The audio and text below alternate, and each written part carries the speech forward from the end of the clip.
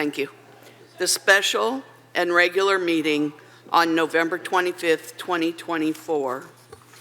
And, have to wait 1 second. So, There's a PCT issue? I don't see her. Kevin, can you answer the question? There's Anna. Is there any reportable action from the closed session? No reportable action. Thank you. Roll call, please. Councilmember Bowles. Here? Councilmember Big Stick. Present. Councilmember Beer. Here. Mayor Pro Tem Beckmeyer. Present. Mayor Vaterlas. Here. And I'll read the land acknowledgement.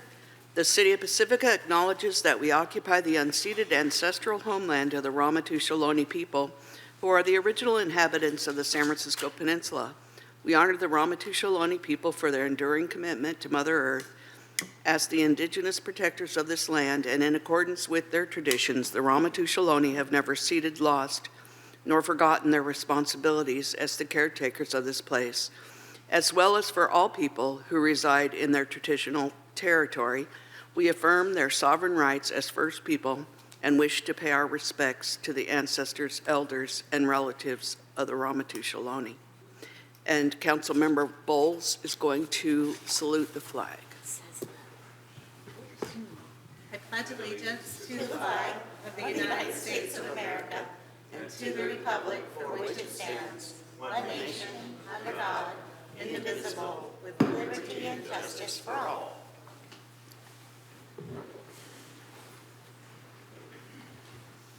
Okay. And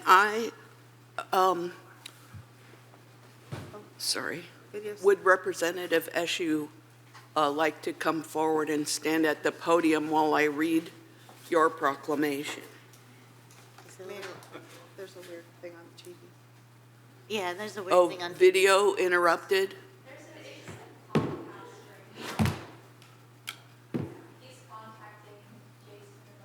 So should we wait? Should we wait? We don't need to. We don't need to. We can proceed. And the video is rolling while we're doing the.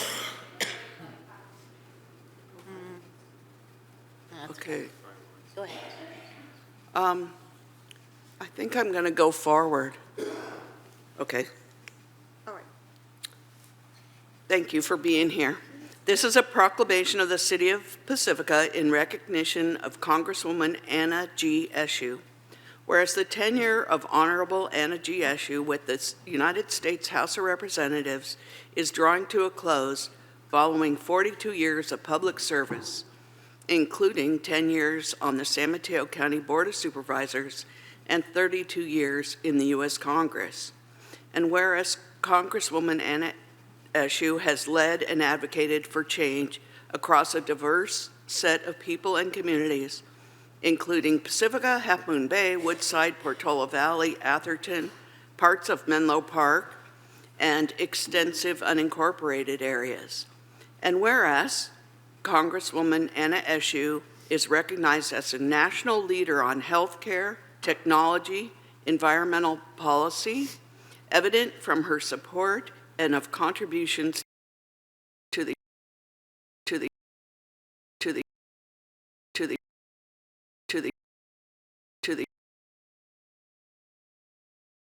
United States. And whereas Congresswoman Anna G. Eshoo has made positive impacts throughout the City of Pacifica and the livelihoods of its people, securing $800,000 to resurface the Sharp Park Priority Development Area and $963,000 to repair the Pacifica Municipal Pier handrail, in addition to supporting the city's request for building resilient infrastructure and communities grant funding for the Beach Boulevard Infrastructure Resiliency Project, and the city's efforts with the U.S. Army Corps of Engineers for a general investigation of the city's shoreline. And whereas Congresswoman Anna G. Eshoo has advocated for the expansion of the Golden Gate National Recreation Area to include Sweeney Ridge, spoken out on the preservation of equestrian facilities at Rancho Corral de la Tierra, and work closely with City Council and staff to protect the city against sea level rise and climate change.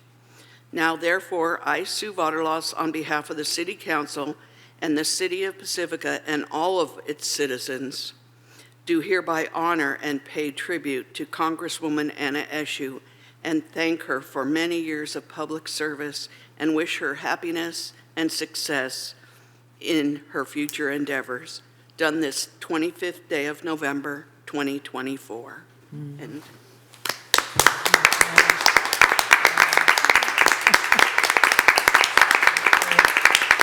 Thank you.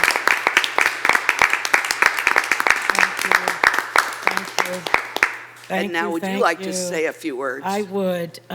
First of all, let me begin by expressing my deepest appreciation to each of you, to Mayor Sue Vaterlos, Vice Mayor Sue Beckmeyer, Council members Mary Beer, Tiger Bigstick, and Christine Bowles for this really beautiful proclamation. You covered a lot of ground in it. You reminded me of things that I have actually don't recall immediately. Let me also acknowledge your outstanding city manager, Kevin Woodhouse. We've had a wonderful working relationship, and you have, I think, distinguished yourself as a city manager. To Sarah Coffey, who is, I think, beloved in this community, to all of the city staff. I began my elective office, as you said, at the Board of Supervisors in San Mateo County.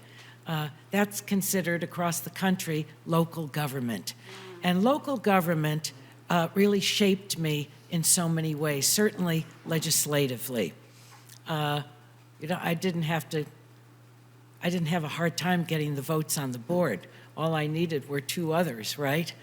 Just as you know that from your bench and your perch, but we always want it to be unanimous. But it really shaped me legislatively, and it is it was a gift to me going to the Congress because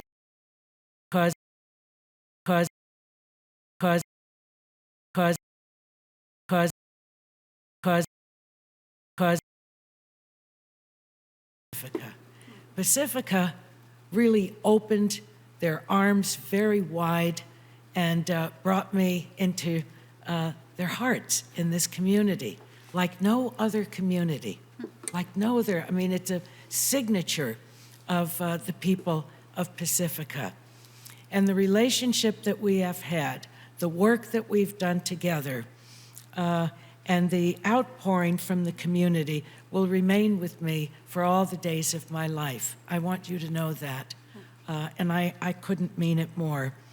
It is, this is a magnificent part of our congressional district, and to represent the entire coast side. I've never had the entire coast side.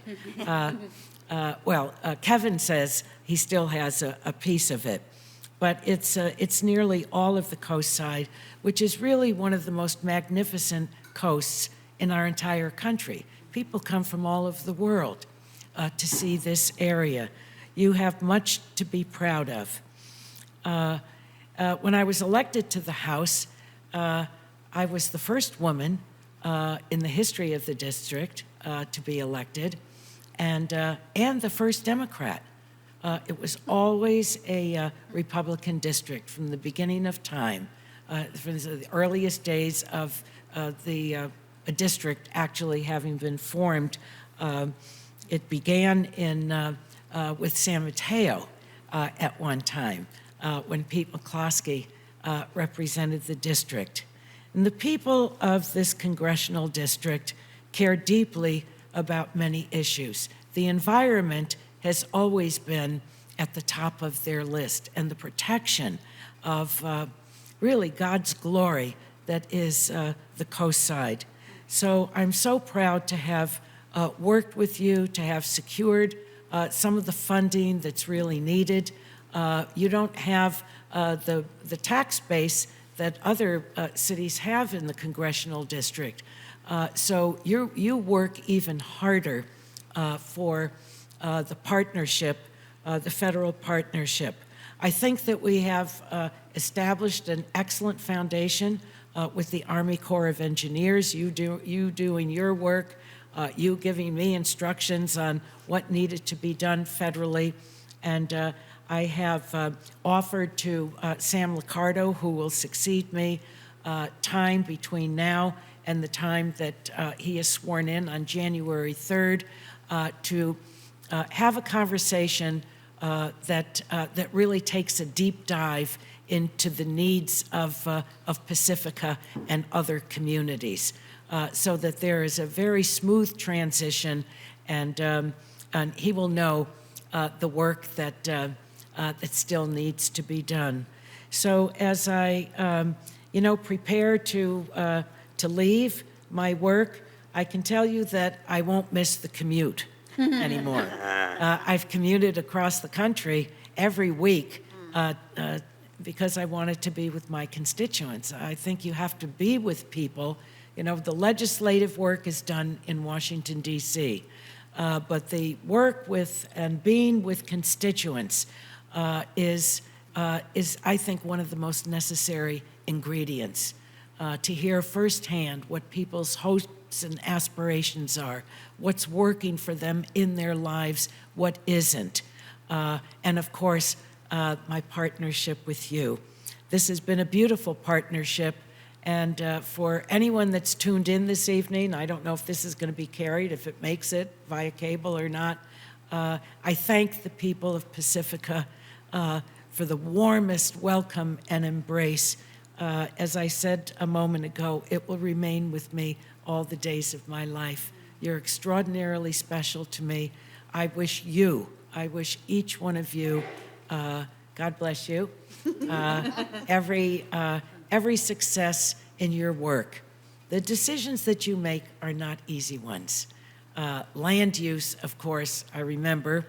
Anytime I took a vote on land use at the Board of Supervisors, there was always someone in the chamber that yelled out, "You are the worst supervisor that this county has ever had." So what that says is that, we examine everything as closely, give it our best, and then make the best informed vote for the people of the community and the future of the community. So every blessing to each one of you. This is a beautiful season, a Thanksgiving season. And let me close on this note. We are on the heels, just a handful of weeks away from our national election. There are some people that are very happy. There are others that are very sad. Let me tell you the way I view this. This is where the seeds of democracy are planted, right here in this chamber. When we have strong communities, when there is a healthy civic life to a community, and you help bring that community together, not only in your work, but with all the civic organizations in the community, that makes our country stronger.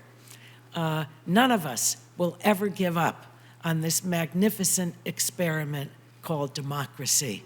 So may that remain with you. And as I said, every blessing to you and a blessed Thanksgiving.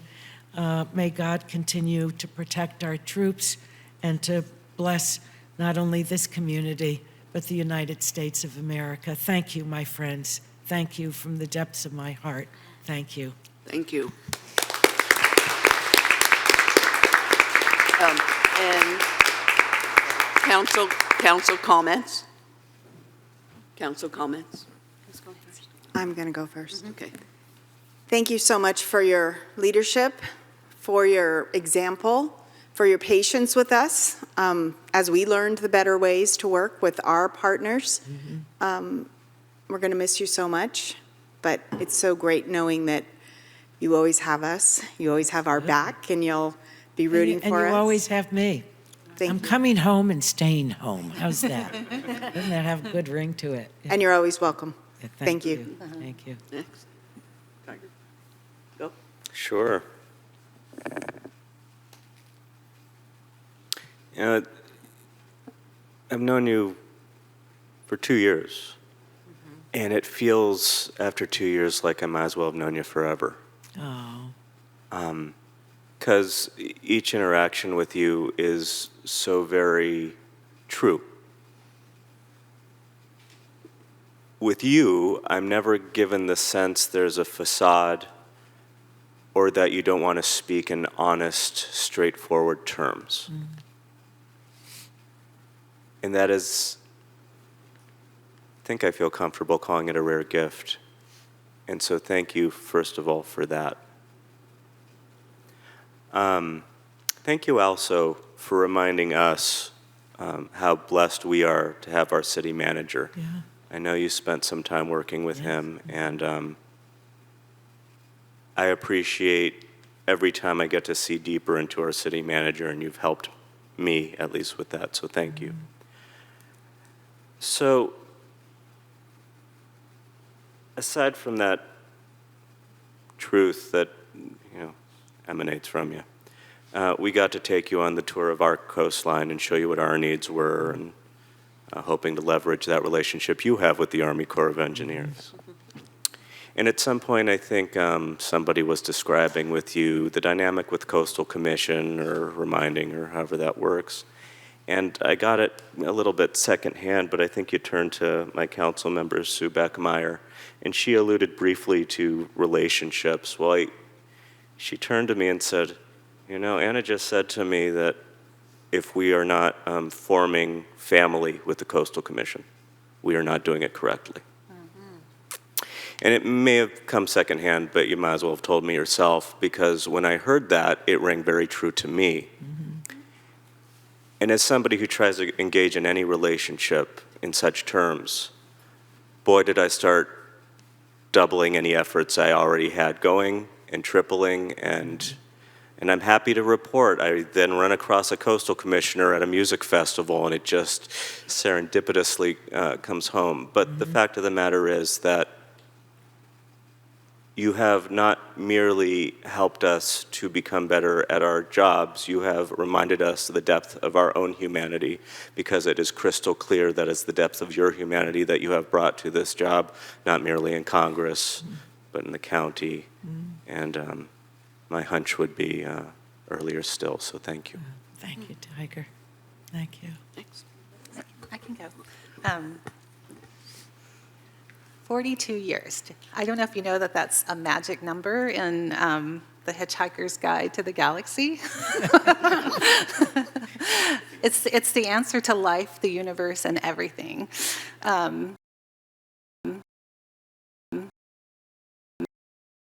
Shared so much of that knowledge and inspired us in our leadership roles as well.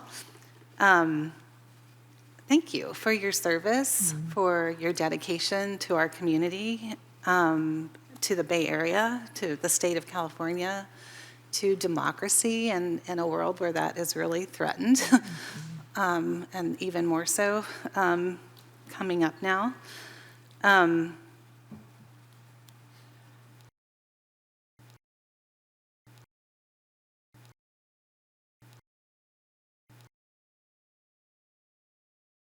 You are listening to your community, and the time that must take a terrible toll on you to fly back and forth every week has really paid off. I mean, I feel like you represent us well. I was looking at all the issues and things that you've worked on over the decades, and there's nothing I disagree with that you have worked on. So thank you. A few things that weren't mentioned by the mayor. I know you've been really active in working on airplane noise. Yes. With the FAA, and along with Jackie Spear and Joe Smidian, and more recently Kevin Mullen too, and I really thank you for that. That's something that really impacts our community, and now we know that, we finally got the FAA to do a noise study and to understand, and starting to understand the health impacts, and the idea that they could actually consider that in their policies is such an important step. So thank you. Thank you. I see you're for fusion research, and I have some family members going into that field, and is really very promising. It is. And how we can move to being sustainable in our electric energy sources. So thank you for seeing that vision. I'm not going to repeat the other things that have been said, but also like your attention to the vulnerable people in our communities and in our country. I know with LGBTQ, but I mean, even starting with just the understanding of the Armenian genocide, where somewhere between half and 2/3 of the population was wiped out in 1915. And those histories are important because those histories are too easily repeatable. And in some ways, there's the fear that we might be heading down the same path, right? Maybe not overtly killing someone, but the fact of kicking them out and the separation of families and the burdens and physical harm and emotional harm that creates. And thank you for setting that example, for teaching that history, and for being there as a light to show.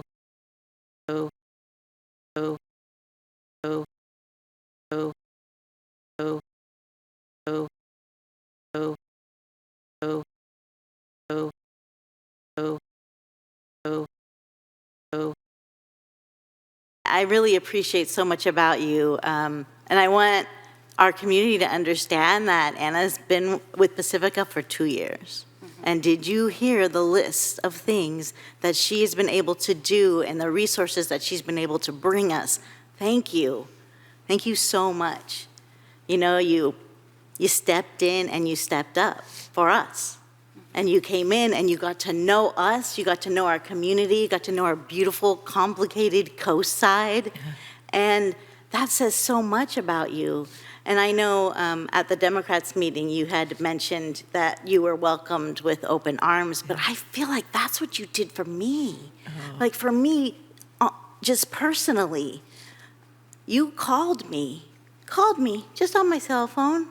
Hi. Like, I was so surprised by that phone call, and not just by the phone call, but by the content of that phone call, because you knew things about me, and you asked me questions, and you really wanted to get to know me. And to me, that made me feel seen.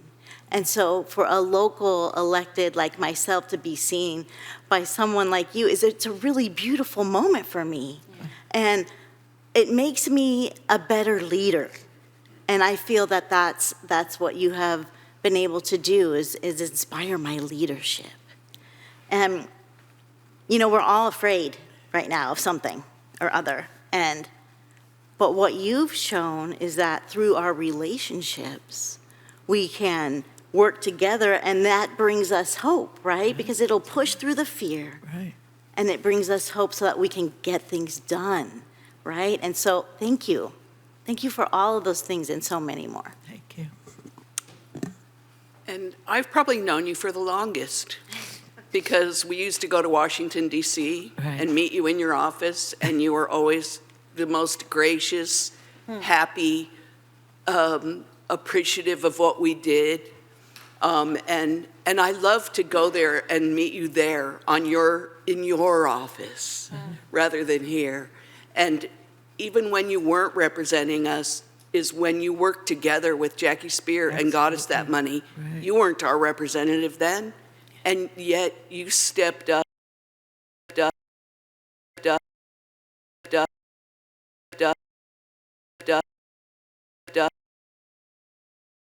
and we talked for about an hour, and I remember I just felt like I was just talking to another individual, and I said something to you about how they should have told people in COVID that that this is what they thought today, not what they thought for forever. And Dr. I can't even remember his name, Fauci. Dr. Fauci. And you said to me, "Oh, Fauci, I have a meeting with him tomorrow. I'll tell him that." And I was like, "Oh my God, I forgot who I was talking to." So I really... He did more than one town hall meeting with me, and constituents during COVID. Yeah, so. A very, very fine man. It was like, I just felt like I was talking to my friend. Yeah, And I appreciate you so much and will always appreciate you. thank you. And I know you're here. Yeah, thank you. Thank you. Thank you. And public comments? Are there public comments? Ooh. Okay. Emily, is anyone on the phone? This is wonderful. So we'll bring it back to is council, wonderful. and we're going to come up and in the middle and take a picture with you. Oh, great, good, wonderful. Oh, boy, they made me After the picture. Right after the picture,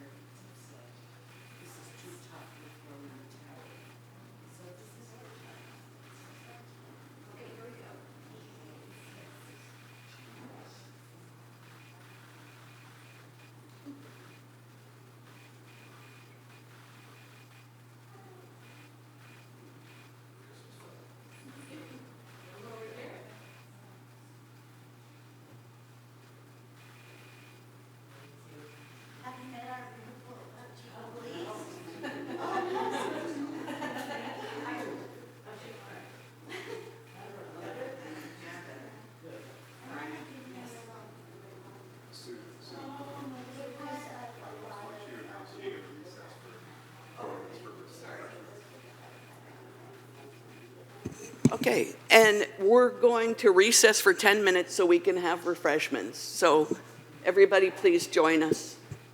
Recording stopped.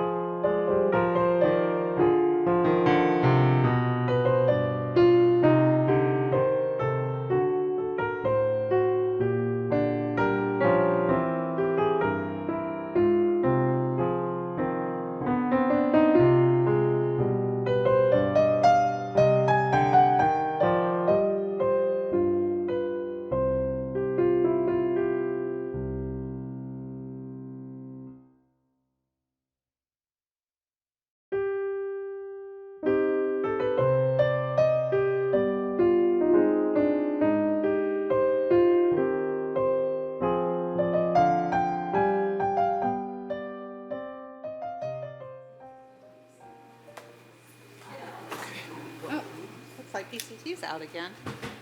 I know.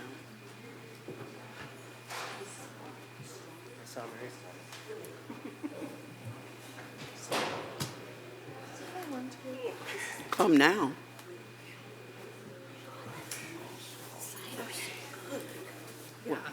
Did you try the blue corn cookie from Rosalind? Recording in progress. Okay, so we're going to bring this back to council for the next presentation. And we have a proclamation of the City of Pacifica in recognition of Shop Small Business Saturday.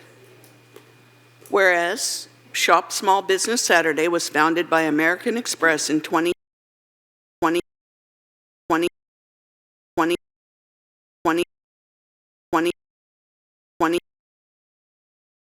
Saturday occurs annually, kicking off the holiday season by putting a spotlight on small and locally owned businesses while inspiring consumers to support and spend within their local communities. And whereas recognizing that small businesses create nearly 2 out of 3 jobs in our economy, And commitment to job creation and economic growth must be recognized and supported. And whereas when the City of Pacifica incorporated in 1957, small businesses were the foundation of the local economy, and whereas today the City of Pacifica's nearly 2,000 small businesses play a vital role in the community and local economy, and whereas small business support the local economy, employ local residents, encourage youth entrepreneurship, engage in philanthropic and civic campaigns, and contribute to the vibrancy of the City of Pacifica, and whereas special events are being planned for November 30th, 2024 by the Seaside Merchants Association in honor of Shop Small Business Saturday, and whereas residents of the City of Pacifica are asked to support their local businesses on November 30th, 2024 and all year long, and recognize their contributions and the key role they play in keeping our economy strong. Now, therefore, I, Sue Vaterlos, on behalf of the City Council of the City of Pacifica and all of its citizens, do hereby proclaim November 30th, 2024 as Shop Small Business Saturday, and encourage all Pacifica residents to support our local small businesses on Shop Small Business Saturday and all year long, done this 25th day of November 2024. And Tara. Good evening. Thank you, Mayor. Tara Schiff, Economic Development Manager with the City of Pacifica. I'm so pleased to be here this evening to ask the City Council to proclaim this Saturday, November 30th, as Shop Small Business Saturday. As many of you have probably noticed, Black Friday, which supports the big box stores, has expanded to an entire month now, beginning as early as November 1st. We're starting to see ads. So we really want to start supporting, or we're already continuing to support our small businesses this holiday season. Small Business Saturday, as you mentioned, was originated in 2010 and generates billions of dollars for our small businesses. It has become an important part of small businesses' busiest shopping season. In Pacifica, we're emphasizing the shop in the proclamation to encourage our community to shop local this holiday season and all year long. And with that, I'd like to introduce Jennifer Christensen and Caitlin Quadra to come and say a few words before they accept the proclamation. Thank you. Thank you. Welcome.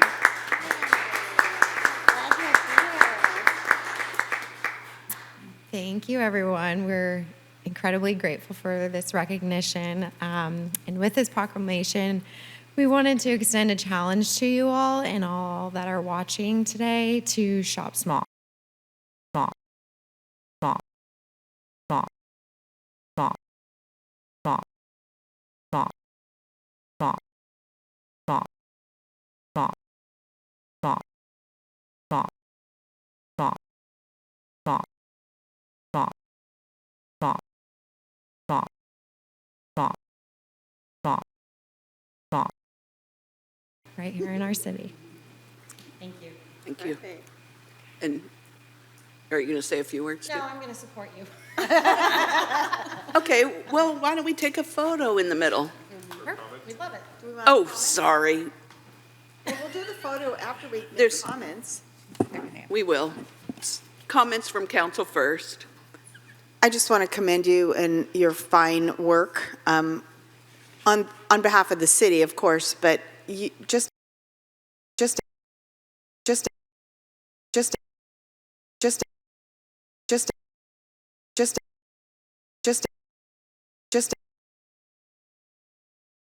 as the questions come forward, your communication with the Economic Development Committee members and with Tara, our Economic Development Manager, it's just really helpful, and I think we're on the roll. So thank you for all your leadership. Yeah, I'll echo that as well. And And you guys bring some energy with you, right? That's contagious, and that's what I noticed when I was at the Economic Development Committee meetings, and that's what I notice on second Saturdays too. And so it's really beautiful. And I just want to say how beautiful it is that you've created the Seaside Merchants Association, that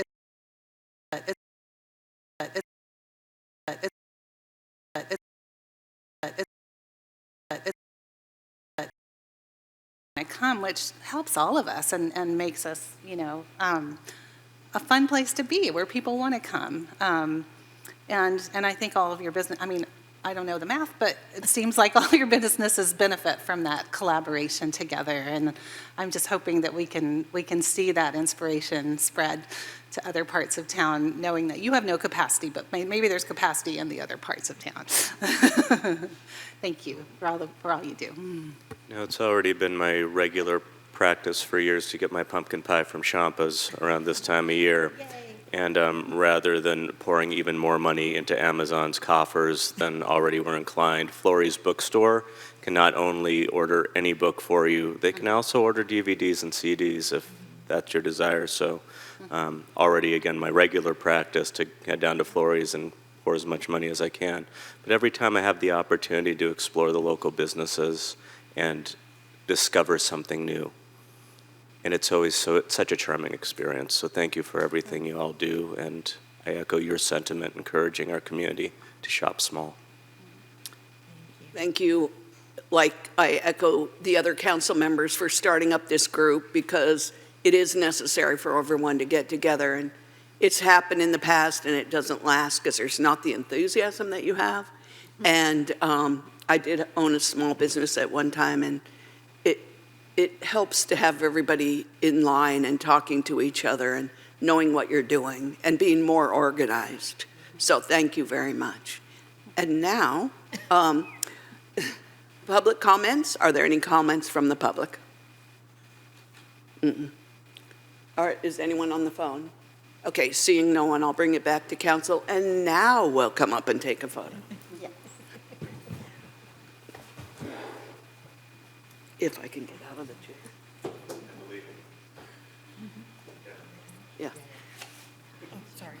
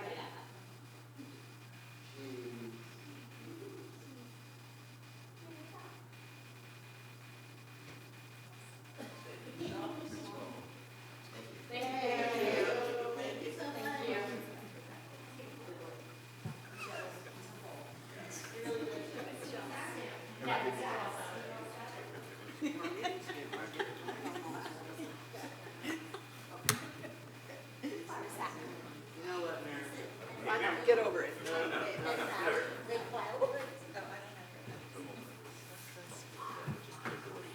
Okay. You should come here. Shop. Well, that's why I couldn't get up. It was under the chair.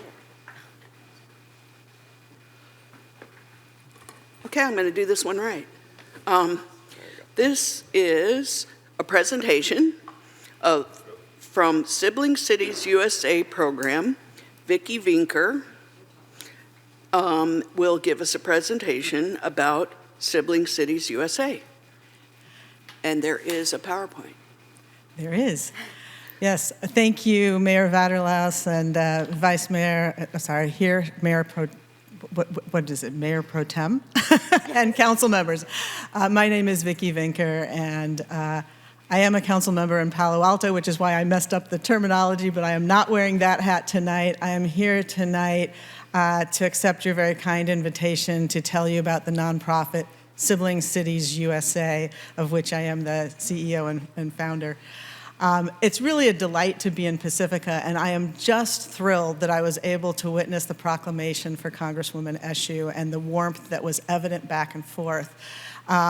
It is the perfect segue to this item because, like you, Congresswoman Eshoo has meant a lot to me, but also she has been a supporter of sibling cities since the inception. And at Sibling Cities, as you can see, our tagline is bridging regional divides 2 cities at a time.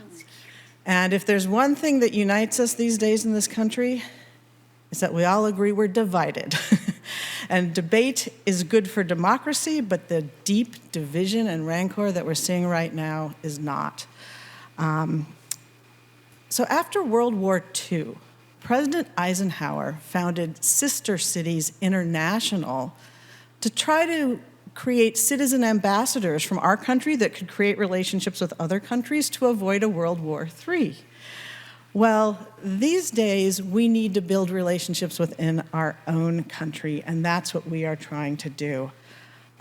Everyone seems to be saying these days that we have more in common than that which divides us. But it's one thing to know it up here intellectually, and it's another thing to feel it in your gut and in your heart when you get to know people. And that's what we're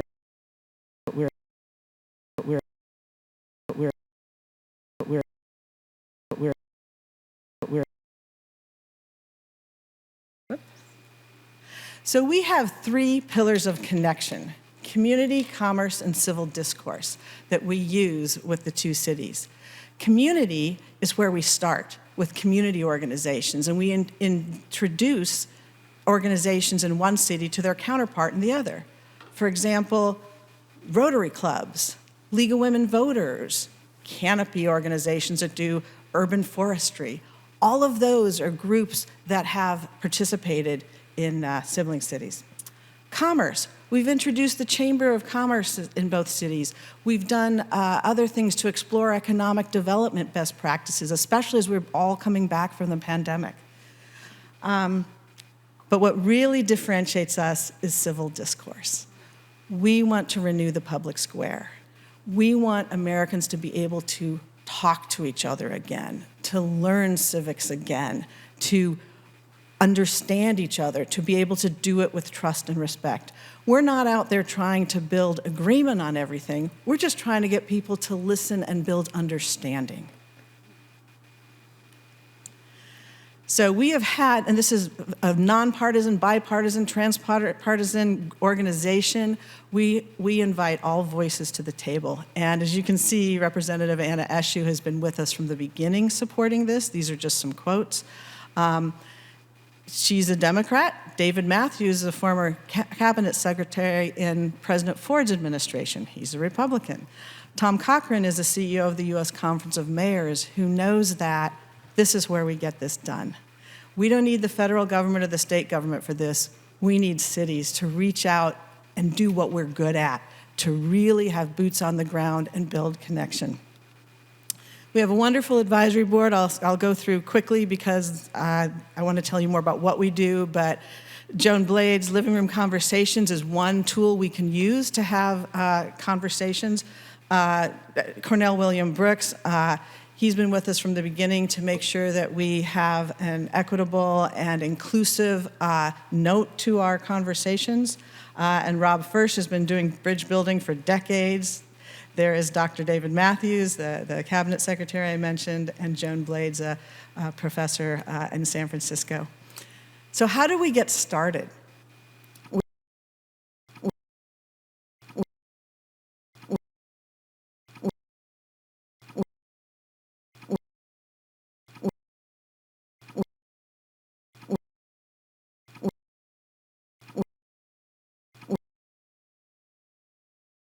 Together to say, hey, let's give this a try.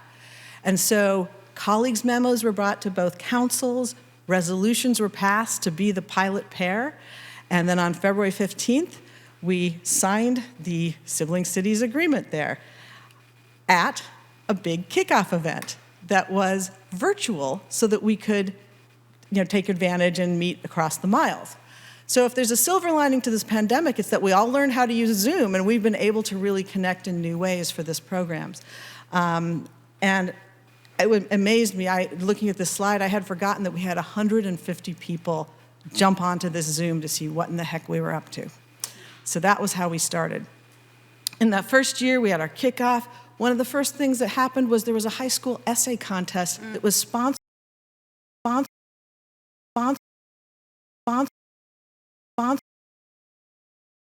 of this. Even we as sibling cities don't administer all of it. We have a little slogan saying, "We connect, you create." And we introduce counterparts, and they often run their own project under our awning. And this one, they had this high school essay contest. The prize, I kid you not, was a trip to the Netherlands. It's because the local organization was one that runs our international sister cities, and there was they sent students from Bloomington and Palo Alto to our sister city. So they raised the funds. I was happy. We had delegation visits back and forth that year. You don't have to do it every year, and we haven't done it every year, but that first year people were excited. So in May, some Palo Altans went to Bloomington, and in November, some Bloomingtonians came to Palo Alto. And Bloomington has this innovation award, and we happened to win it that year, so that was fun. But one of my favorite things, this tangible presence and evidence of what we've done, if you stop in by Palo Alto City Hall next time, to take a look at this Sister Cities sign. You can see signs pointing to all the cities around the world, Heidelberg, Germany, Palo, Philippines, and at the very top is a little sign that says Bloomington, Indiana, and that got added at a little ceremony in City Hall, and there we have physical proof that we're committed to bridging the regional divide there. 2023, as I said, we try to build our commerce and community relationships before we get into our civil discourse. We want people to kind of know each other and feel comfortable with each other when they sit down to have the difficult conversations. So in 2023, we launched our civil discourse program. And then you can see on the far right, we had 3 town halls that year, which I'll get into in a minute. The first one was our reason for being, bridging regional divides. What are they? Why are they? Does it matter? What can we do about it? Is this something to do about it? Great discussion. We also had a discussion on race and belonging, and we also had a discussion on climate. So we take on the big stuff. But in the meantime, one of the fun things we did is our libraries in the 2 cities got together and did a joint author talk online with a Pulitzer Prize-winning author who lives in Bloomington,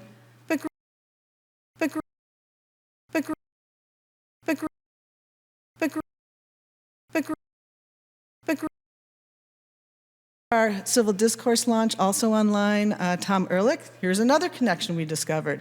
He was the dean of the Stanford Law School, and before that, he was president of Indiana University in Bloomington, Indiana. So he talked about civil discourse and connection, and Joan Blades talked about her living room conversations as being a model and a way to do it with small groups. We wanted to have small group and big group options, because some people open up in small groups, some people are more comfortable in a large room. So Joan has the model for roughly 6 people living room conversations. We match up a few people from each town and divide them into groups of 6. Here's a picture of what a town hall looks like. So we found a meeting space adjacent to our library, and they found a similar room adjacent to their library. When I say they, I mean in Bloomington. And we had people gather in person in each place, and we were connected by a big video screen. You can see on the right side there, the big screen. That happens to be the then mayor of Bloomington up there. And we usually have some little panel at the beginning just to warm up the conversation that can talk about how that issue is experienced in each city. So it kind of gives attendees a little bit of a glimpse into not just their own community, but the other, whether it's climate or whatever. Then we break up into small groups to make sure everyone gets a little airtime. And then we come back together as one giant group, and we have a facilitator, and we talk through these issues to see how does it land in your community? What ideas are you thinking about? People get curious about what's going on in the other city, and there's a lot of learning going on, and it's fascinating discussions happen. So that's generally how the town halls are done. Oh, before I show you that one. So I'd mentioned the Bridging Regional Divides one. So we use a lot of tools, and one of the tools we use, maybe you've used it, It's called a Mentimeter, where you on your phone, you're asked a question and you get a one-word answer, and then you get these word bubbles. Well, the question we asked them, I told them about a trip I had taken with my daughter in 2017 across country. We drove from here to Bloomington, Indiana, and we stopped and talked to people along the way. And sometimes I would say, you know, I'm from California. And sometimes, because I grew up in Indiana, I would say, I'm going back to Indiana. So we asked people, what do you think people thought when I said that I was from California? And here are the words which you might expect: liberal, wealthy, privileged, coastal, elite, cosmopolitan, wackadoodle. I don't know about that one, but you know, out of touch, diverse, hippie, leading edge stuff, the left coast. And then we asked, what do you think they thought when we said we were going back to Indiana? Conservative, hick, why? Midwest, basketball, not well spoken, down to earth, Republican, straight shooter, right wing, agriculture. Well, I'm the same person, and both were true. And that illustrates why we need to talk to each other and not just put people into boxes. So that provoked what you could readily understand was quite an interesting conversation. So fast forward to this year, we wanted to have another delegation visit because it had been a couple years. So a delegation from Bloomington came out here just last month in October. We did 2 town halls this year. The first one was on democracy, given that it was an election year. So the League of Women Voters in both cities talked about voter registration rules, voting laws and rules, and then talked about voter turnout in each city and demographics related to that. And that was very interesting. And we did it online for the first time. And it worked. So one of the things about being a startup is we experiment with a lot of stuff. Then when the October delegation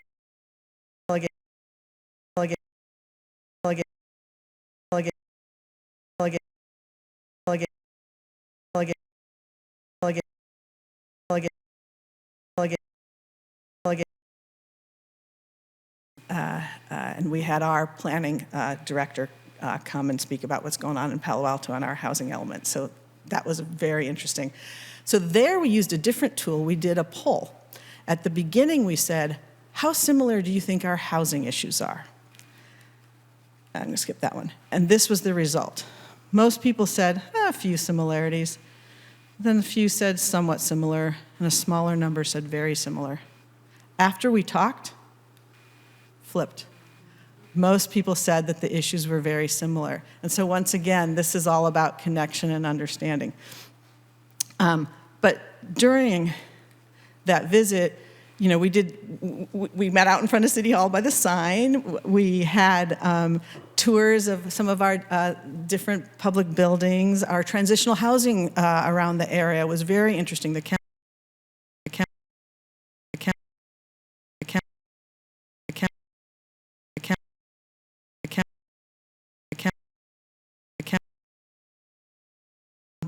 We had quite a few local businesses, a hotel, in fact, give them discounted rates and pitch in. So it's very much a community thing. So here, I just wanted to show you, in terms of money, look at all the local groups that have pitched in here. The Rotary Clubs, the leagues, the Palo Alto Weekly, and their counterpart is Bloom Magazine, the universities in both town, the Chamber of Commerce, Visit Bloomington is their tourism bureau, Hobie's. We had great coffee cake. Tacolicious catered our second anniversary event. Braver Angels, got the league in there twice. The city libraries and the cities. And the cities mostly did in kind, meaning they would co-sponsor events so we could have space and things and do some communications for us. So what's next? That's why I'm here.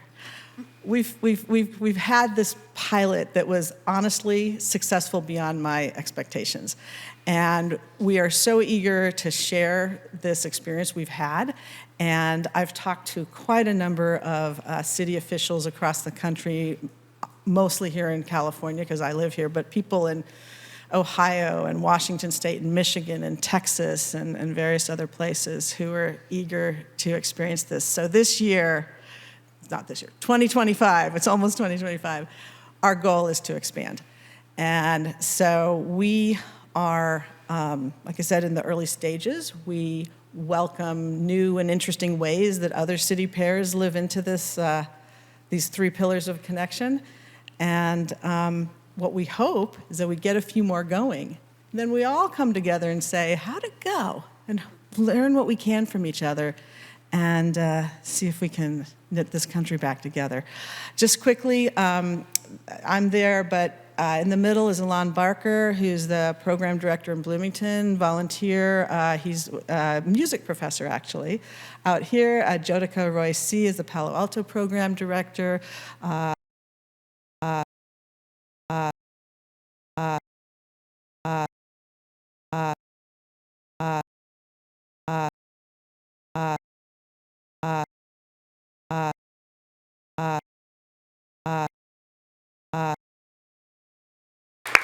Thank you. Council. Tiger. Thank you, Madam Mayor, and thank you, Councilwoman Vinker, for being here tonight. I appreciate you making the journey.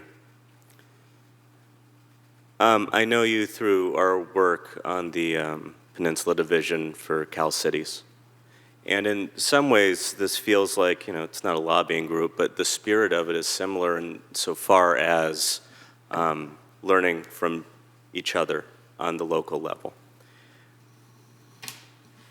I had an opportunity to attend one of these meetings of some sort in Palo Alto after hearing about it, which intuitively sounded like a good idea, and then I went down there to check it out.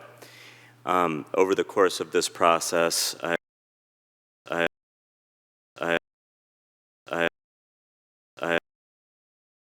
should know.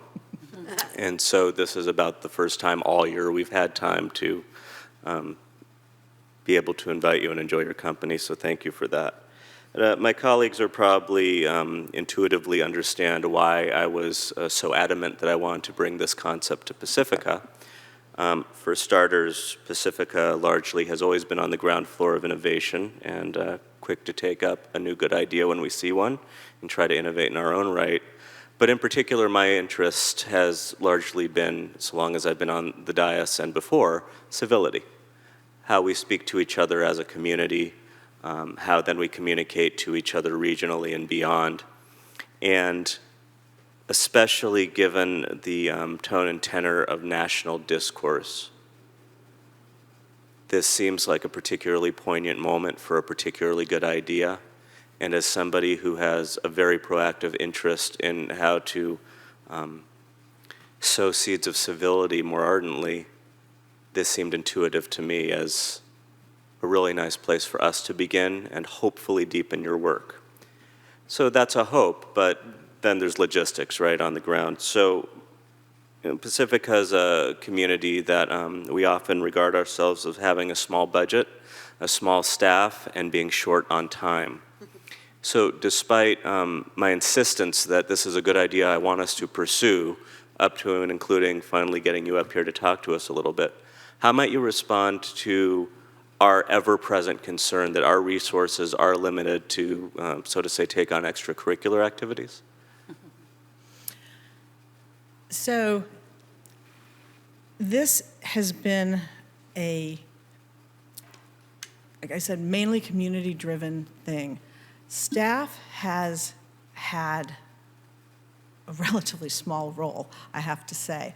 And when they have had a role, they have reported back to me some very positive experiences of their own, engaging and learning from their counterparts. So even, for example, when we would take the community leaders in both cities together, and for a while there, as we were getting going, we had monthly joint steering committees. And at the beginning, we would have a topic to learn about the other cities. So 1 month we did parks. So the park directors, it took some time. I think they were there for 15 minutes at the beginning of the meeting, but they heard about how parks were curated, developed, new ways of handling from the other city. And both cities, it turns out, adore their parks. And both were bragging about how many parks they had. And so we said, well, how many do you have? And do you know that we have the exact same number of parks, which was handy for relationship. But, you know, that was interesting. We did a similar thing with public art the next month. We had the art directors come in and talk about not just the services they offer for the community, but what they've done in the community. And they got so excited, we had to finally tell them that they needed to take it offline. In this recent October delegation trip, I was just telling your city manager that our city manager, Ed Shikata, met with Mayor Thompson, who is Bloomington's new mayor. They have a different system. It's the East Coast system where the mayor performs a city manager function. It's the Thompson administration there. It's a full-time job. It's 4 years elected, whole thing. Anyway, so she came out, and I asked Ed Shikata if he would sit down with her, and he did. And I left them, and they were talking about economic development and housing and all. And I came back, and probably about their council members. I came back a little later, and I thanked him profusely, and he said, Vicki, that was excellent. I learned a great deal. She's very impressive. It was very helpful. And would you tell Mr. Woodhouse that when you get there? And so I did. So they have certainly helped us and played a role, but it has not been a event planning role or things of that nature. So in terms of resources, it's been a relatively light lift that has also paid them back.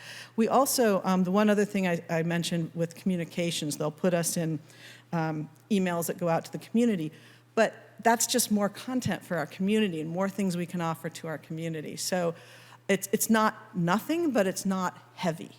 And in terms of expenses, it's a little different in Palo Alto because we have this Neighbors Abroad that manages all of our sister cities' relationships, and they've put us under that umbrella. So there's a budget set aside for all 8 sister cities and us that's, I think, $35,000 or something, so we're a few thousand, you know, 3, something like that. I think that that helps us with the administrative costs because just the technology.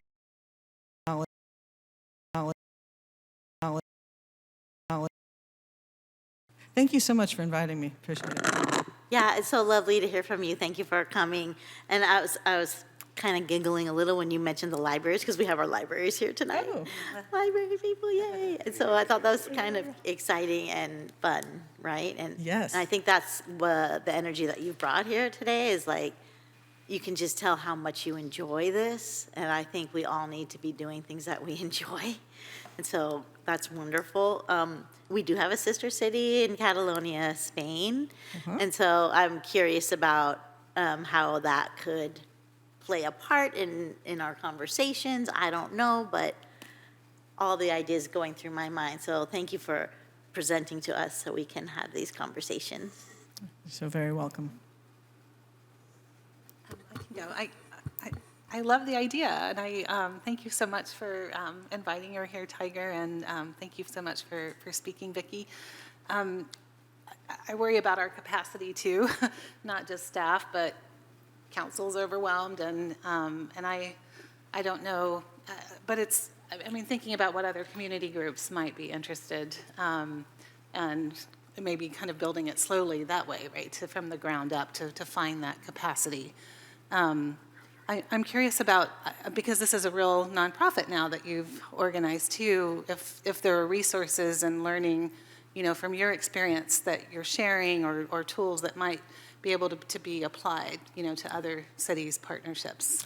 Yes, and I want to address both of those, the tools question, but to back up a minute.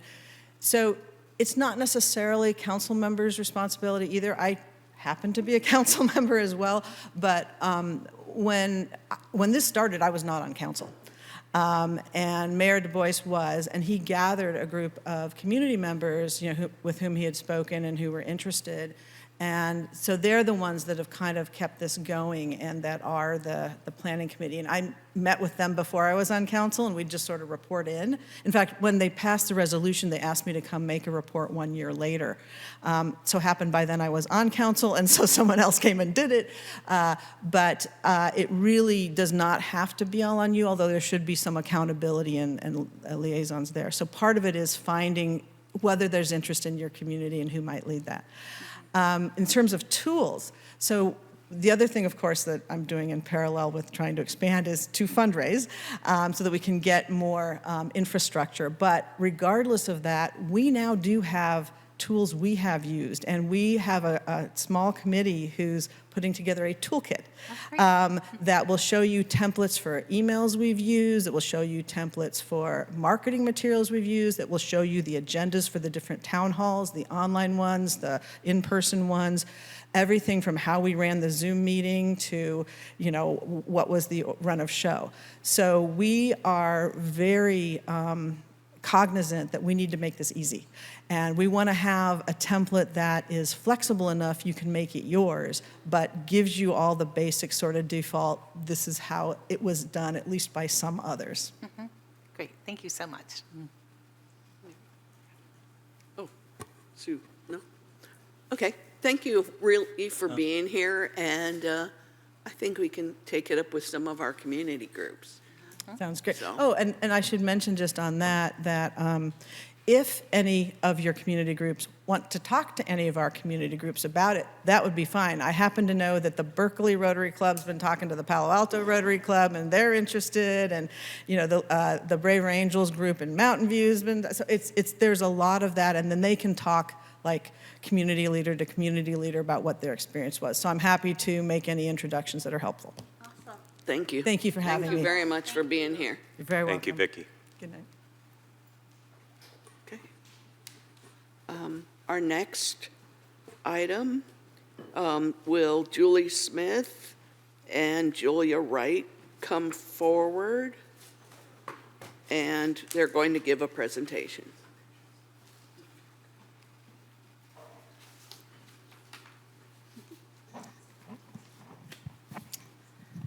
Good evening, Mayor Vardalos, City Council members, and City staff. I'm Julie Smith, manager of the Pacifica Libraries, and with me tonight is Julia Wright, senior librarian. Thank you for allowing us to speak tonight. We're pleased to share with the library's annual report for fiscal year 2023-2024. San Mateo County Libraries is proud to offer services that ignite growth and strengthen our community. First established as a county free library in 1912, the Library Joint Powers Authority was formed in 1999. This year marks the 25th anniversary of the JPA. Our service area covers 351 square miles, made up of our 11 member cities and the unincorporated areas of the county. Each of our 13 libraries is part of a larger family offering worlds of discovery. Through innovative outreach and mobile services, enriching experiences are also delivered beyond library facilities. Our communities comprise a rich diversity of individuals that our services and collections embrace and support. Our talented staff and wonderful volunteers create a welcoming atmosphere that inspires community and includes all. San Mateo County Library's programs and collections are highly used. Some exciting statistics you see displayed here include 1.7 million library visitors, up 16%, 6.4 million items circulated, a slight increase of 4%, and over 10,300 events. That's 36% more programs and events than we offered last year. This year, our website visits increased by an impressive 51%, and Wi-Fi sessions were up by 14%. Our laptops and hotspots also continue to be heavily used and well appreciated items by our community, with both increasing by 40%. At the local level, the Pacifica Libraries circulated 207,000 items and patrons downloaded 79,000 digital items last fiscal year. Our programs at the libraries drew over 13,000 attendees this past fiscal year. In addition to hosting many enticing programs on site, our library champions are always heading out into our communities. Last fiscal year, we connected with over 11,000 community members at outreach events such as food distributions, Whale Fest, Fog Fest, and Rockaway Beach tree lighting. Libraries uplift our communities, and in turn, communities work to uplift their libraries. Let me take you through some of our standout accomplishments from last year.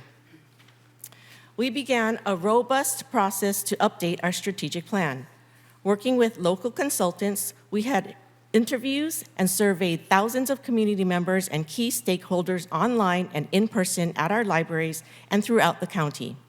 Our staff visited schools, laundromats,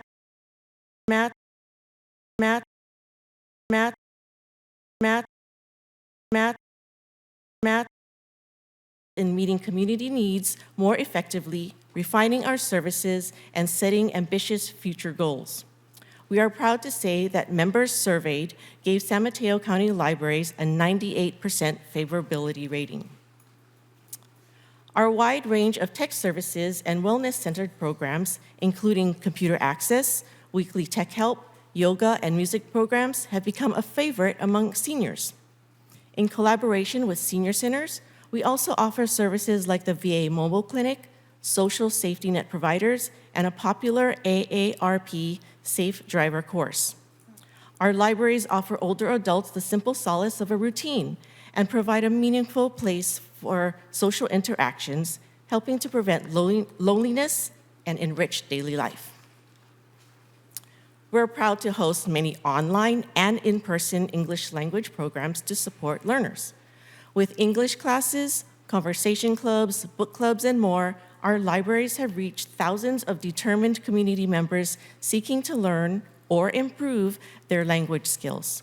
We are so grateful for our volunteers who drive these programs forward in collaboration with our staff. This year, we opened a 24/7 library outpost at the Pacifica Sanchez Library. A first of its kind for San Mateo County Libraries, this innovative service approach increases access to library materials. Featuring a lending machine with a curated collection of hundreds of books and media, this new library offering allows community members to browse, check out items, pick up holds, and return materials 24 hours a day, 7 days a week. Plans are underway for additional library outposts to be installed throughout our service area. Our libraries stay bustling with frequent, creative, and fun offerings for community members to learn, experiment, and play. We started 2024 off by hosting workshops on Adobe Acrobat, Illustrator, Lightroom, Photoshop, and more. Gem painting, a relaxing activity that merges process-based art with mental wellness, debuted as a popular adult maker program this year. Karaoke machines and board games for checkout also continue to thrill and delight our communities with endless entertainment. And the imaginative Maker Mobile, ever on the move, saw another successful year of taking tech to the streets. When serious storms bring the unexpected, our libraries are destinations for support. We provide a place to recharge, access the internet, and reach much-needed resources. This year, we served as community resource centers following severe rain, winds, and power outages. In partnership with our member cities, the County Department of Emergency Services, Red Cross, and PG&E, we extended evening hours. Our libraries offered a safe and reliable place for people to stay warm, access snacks and water, charge devices, and gather themselves to regroup during the storms. Our impressive library champions shined bright this year. They took advantage of every opportunity to better our community libraries, providing exceptional customer service to our patrons. We're proud that 32% of staff speak another language, including Spanish, Cantonese, Mandarin, Tagalog, Hindi, and Tongan. Our volunteers, friends of the libraries groups, and Foundation give us critical support throughout the year. 500 volunteers contributed over 25,000 hours to our success. Families with young children face a high price for diapers, which are an expensive necessity. This year, we offered free diapers to the community at 12 diaper distribution events inside our libraries. These were made possible in partnership with the County of San Mateo and through a generous County Measure K grant. Families who attended the events enjoyed getting to know our libraries, receiving free library cards, free books, and information about local resources. They also had the chance to spend fun family time together, reading, playing, and connecting. Our Pacifica libraries had many of its own exciting developments last year. Our dedicated staff now offer several programs for middle schoolers, including Dungeons and Dragons, Magic the Gathering, Action Club Bug Safari was a really fun experience. We learned how to share our observations with scientists using iNaturalist, and you go away from it feeling like you did something special. Thank you again for giving us the chance to share about some of our most exciting accomplishments. We appreciate the strong support and partnership with the city, and thank you for working with us through another successful year. We'd now like to close this presentation with a short, touching video where we hear directly from community members. I love the San Mateo County Library System because of the vast variety of programs and services that are offered, things that you'd never expect the library to offer. I love the library. I love the library because it is a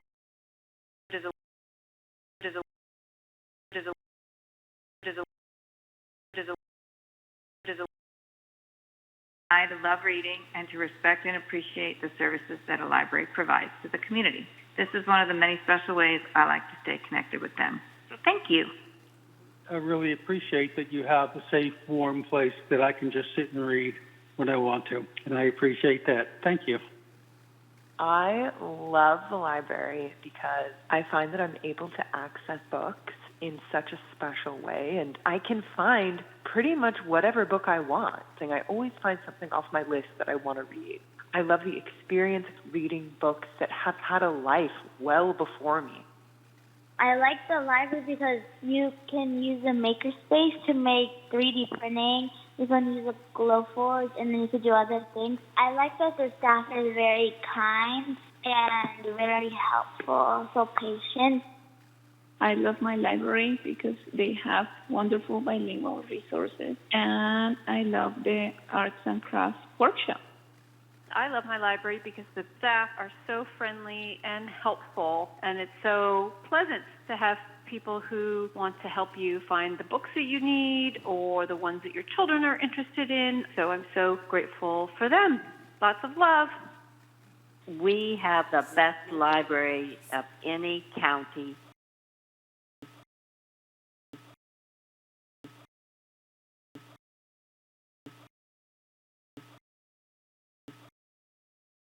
Thank you. Thank you to city staff and the council for your partnership with us and championing the library. In particular, Council Member Tiger Jazz Big Stick and City Manager Kevin Woodhouse for your work on the Library JPA Governing Board and Operations Committee. Friends of the Pacifica Library for their steadfast support and advocacy, and library staff for their dedication and passionate work. We're happy to answer questions.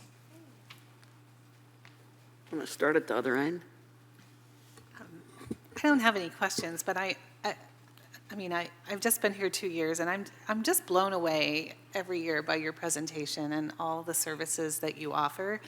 I mean, it's certainly not the libraries that I grew up in as a child, and how lucky we are, and not just the children, but all of us and all age demographics, and it's super exciting. I mean, 36% more events, versus last year. So glad COVID is over. We can get together, we can learn from each other, and do some fun projects. And I'm so excited that our outpost is like I mean, I'm proud, right? It's the first one in the county, and other cities might, learn from that and be able to expand their services in a more cost-effective way, too. So anyway, thank you for all the energy and joy you bring to us and our community. Hi, I'm so happy that you're here. Julia, it's good to see you both. Thank you for participating in the Pacifica Collaborative. It's so wonderful to have the library around the table all the time. And I think it just brings us, it's another way for us to create relationships so that we can support each other's work, right? And that's what we get to do. It's so exciting. Please always have painting opportunities because I love them so much. And it allows me to go and be there for like an hour and a half and like not think about anything else and just paint cute little ornaments or whatever. So thank you so much for all of that. We look forward to doing some work in the city around our library, our libraries, and with our library advisory. So hopefully we can share more information and have you be involved in those conversations moving forward. Fingers crossed. Mary, I feel like you should get together with our library system and do a mandala class at our local library. And, not just wait for it. That would have to be a retreat. Not an hour. No. Well, you get together with Anne Marie, come up with something. I'm telling you, pitch that'd it be to the JPA. But I've been honored to have been sitting on the board for the last couple of years. I feel like a placeholder for Councilmember Beckmeyer, frankly, deepening my understanding of all of the resources a library can offer. A modern library is not just books. And as I look over yonder as our dear, sweet, historic, and decrepit library that is in desperate need of, never mind a remodel or a rebuild, Placement. Yeah, that one. And trying to learn how I can hopefully, message to any community member who is hearing that we have so much potential waiting for us should we choose as a community to replace and rebuild and bring those resources in. So I'm going to miss sitting on that board, and as I said, I think I've merely been holding the seat warm for Councilmember Beckmeyer. Well, it's very exciting always for me to see you, Julie Smith, my former colleague from Pacifica School District and my fellow alumna from San Jose State Master Library Science School. And Julia, it's great seeing you too over there. I could just talk all night about the libraries. I love the Outpost. I was not the biggest fan of the name of the Outpost. You know that. I've gotten over it. It is the best machine in the world. It is so fun to use, number one. I'm the biggest evangelizer. I mean, people are walking by and I'm like, oh, do you know how to use this? It's not that bad, but really, it's fun for me to show people how to use it, just demonstrating as I'm using it. And it is so convenient. So it has, tenfold expanded my ability to use Sanchez Library because I can go there 24/7 and to pick up materials and return materials. But it's also fun for shopping. When I was standing, there was a woman this last weekend with a stack of books like this that she had obviously picked up from inside because they had the little tags all in them. But she was browsing the carousel of what else was out there and what was available. So it's a really useful thing that everyone should get a chance to try out. And if you would like a personal orientation, I'll be happy to show you how to use it. I'm so grateful for the partnership that we have with our schools. We are a model for the county, and we are so proud of that, and looking forward to continuing. So thank you from the bottom of my heart for all that you do, and especially for being such warriors and good, good sports about the facilities within which you do your work. We know, the council knows, having had our city staff have to work in substandard facilities for such a long time, that it just puts a smile on our faces to be able to see our staff work in a place that is appropriate for them to do their best professional work. And I look forward to the day that we will have that opportunity for you. So thank you. And thank you so much for being here tonight. I went to the opening of the Outpost, and someday when I'm not on council, I may actually go to the library and get some books, so I might have time to read them instead of 700-page city council agendas. It was only like 160 this week. Come on. 160 this week. So also, thank you for coming to the tree lighting, which is December 1st from 4 to 8. I think you're doing something different than the bookmobile. We actually did get the bookmobile to come out. So we'll be there. Okay. So the bookmobile will be right across from my office. So we always appreciate you coming to the tree lighting too. And thank you so much. One day, the citizens of Pacifica will know how much they need the library. So thank you. Thank you. Okay, and from the audience, we have Tina Wehrmeister.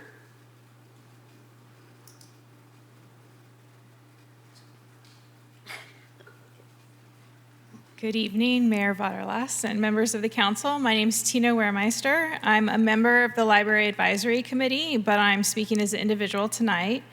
I wanted to thank the San Mateo County Library for their incredible service to our community. While Pacifica is certainly not lacking in dedicated and caring library staff who provide exceptional service, we are lacking in modern facilities that are sized to serve our population. Per capita, our library space is about 60% smaller than similar sized cities in San Mateo County. And our facilities badly need to be modernized, especially the Sharp Park Library, which was built in 1965. What many people don't know is that the library facilities are owned by the City of Pacifica and not the library system, so it's up to us to replace and maintain them. And Pacifica deserves modern library facilities.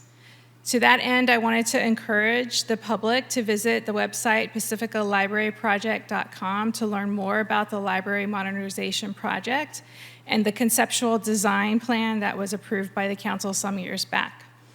There will also be opportunities over the next year or so to engage with the Library Advisory Committee. We'll be out at events trying to meet people and educate the community about the modernization project. So please stay tuned and stop by to visit us if you see us tabling. Thank you. Thank you. Anyone else in the audience want to speak? Okay, anyone on the phone? Seeing none. Thank you very much for your presentation. I'm going to bring it back to council. Happy Thanksgiving. Thank you. Thank you. Okay. And that concludes our presentations, which we don't. Oh, whoops. What? You wish. Just kidding. Oh, meeting adjourned. She's funny. Okay, now we're on the consent calendar. Items 1 through 5 in the consent calendar. Would any council member like to pull an item? No, no, no. Are there any public comments on anything on the consent agenda? None in the audience. Are there anyone? Seeing none, I'll bring it back to council and close the public comments. Madam Mayor, I have a comment to make. Okay. The Anza Pump Station. One of the items on here is how done the Anza Pump Station finally is. Woohoo! And, and I am so happy we are finally at that finish line. I know we had concerned citizens who had that largely on their mind, and now they do not need to worry about it. And the Anza pump station worked properly in our storms, and we did not have any events. So that's a big positive. Thank you all. Yeah, yay. Thank you. Okay.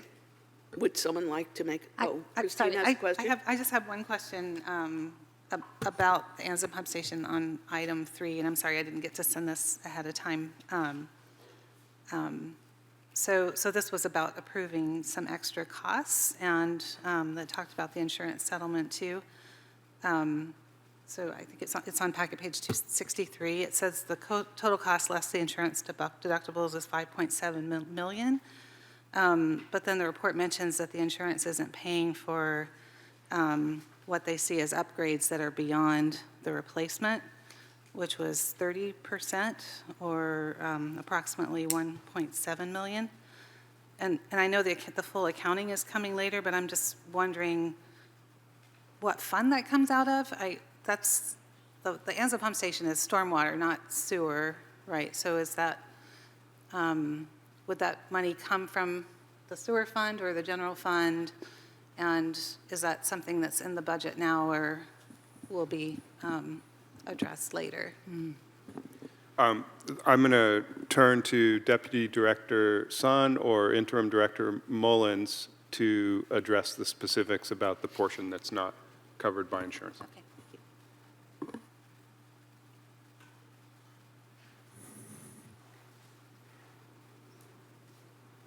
Good evening, Honorable Mayor and City Council members. Louis Sun, Deputy Director of Public Works for Wastewater. So right now, we are still negotiating with the insurance company, and it's projected to be the insurance company will cover about 70% of the cost. And the remaining 30% are costs that are considered to be upgrade and things are not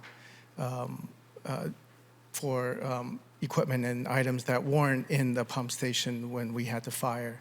So to answer Councilmember Bull's question about funding, I know that this is a stormwater pump station, and it doesn't use sewer funds, but we're working with our budget, looking at ways of coming up with stormwater funding to pay for these costs, and Interim Director Mullen is also working on this as well. So, and this is something that we're actively looking at, and we're hoping that during this budget season we can come up with alternative source to look into and provide.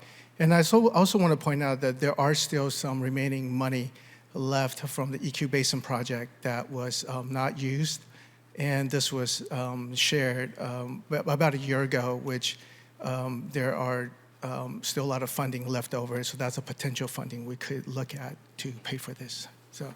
All right, thank you. That's it. Did you want to say something, John? Sir? Okay. I move approval of consent. Second. Please vote. And with the consent calendar moved by Councilmember Big Stick and seconded by Councilmember Beer, that vote passes unanimously. Thank you. Next is public comment for items not on the posted agenda. This is available for the public to address City Council on any issue that's not on the agenda. I have no yellow cards. Is there anyone in the audience who would like to speak to have public comment? Seeing none, how about the phone? Oh, no public comment at all? Gosh, I must be scaring people. Anyway, so now I'll bring it back to council for council communications. It only took you 8 years to figure out how to scare everyone away. Yeah. That's what it was. I'll be happy to. Okay, go ahead. And I wanted to kind of start where I left off on my last comment about Anza by thanking Public Works. We just had a storm, and it kind of snuck up on me. I feel like, at least in previous years, such storms get more fanfare, and then, hey, look, it's a storm. One of those atmospheric river bomb cyclones, and so I drove around Lower Linamar quite a bit just to check on things where there had been historical flooding, and I noticed that it was a lot drier than it has been in the past, and I know how much work has gone in on the front end to ensure we have better results during these events, and I know how much work go in while the storms are going on, our crews being out there taking care of the business, and thank you. And there aren't enough ways to say thank you. I even noticed at one point a North Coast County Water District truck tending to something. So thank you to our friends in the Water District for also taking care of our city. Was at Council of Cities last Friday night. They did a demonstration of their drones or unmanned aerial systems. And it was really interesting to get that firsthand experience of what that looks like. Really sophisticated technology. And we also got to hear the county manager, Mike Callaghy, talk to us about the state of the county. And amongst other things, the in lieu vehicle license fee, which is going to be a major battle that we need to engage in with the state, who has budgetary needs, but which should not be borne on the backs of the monies that we are specifically owed legally, especially when we are having difficulties of our own monetarily. The state needs to figure out their act without making life worse for us. We are where people live. And while I often try and look for ways to work with the state, knowing how big they are, right now they're reaching into our pocketbook, kind of trying to, I feel like, steal from us. So we need to push back on that hard. Our Assembly member, Diane Pappen, has been a stalwart advocate for us, as have been our entire delegation. Specifically, we vote for Mark Berman and Josh Becker, and Scott Wiener in San Francisco is also, and even Phil Ting. Our entire delegation have been stalwarts, but especially Assemblywoman Pappen, and we need to make sure that they're supported in doing the business on our behalf. CCAG Ledge update.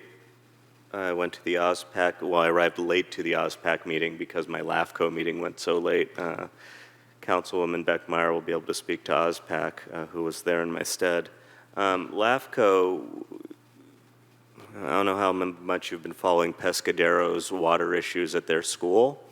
I got to cast the vote that finally said, okay, your children get to have water in 2 years.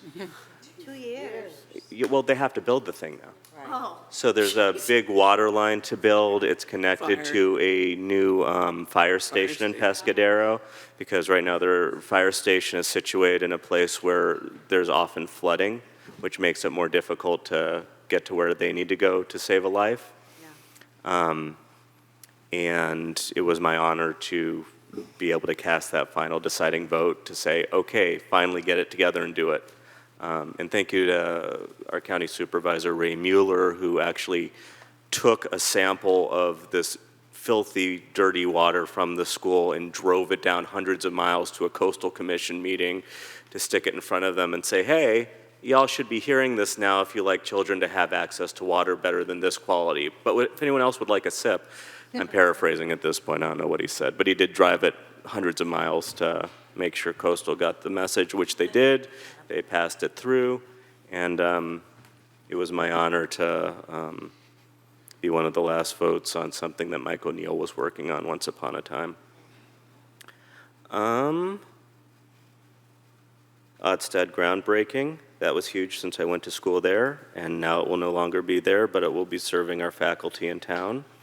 Attended a couple of days of the Coastal Commission meeting when it was up here in San Francisco. I wish I had the time to tell you all of the things I saw, but suffice to say it was amazing to see the breadth of what Coastal is working on and to hear their deliberations. It was fascinating. And last but not least, I had a Peninsula Clean Energy meeting.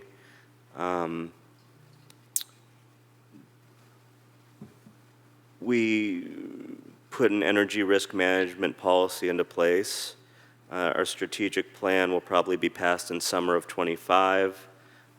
We have an opportunity for some of our members to tour Diablo Canyon apparently in spring. We were invited to check that out.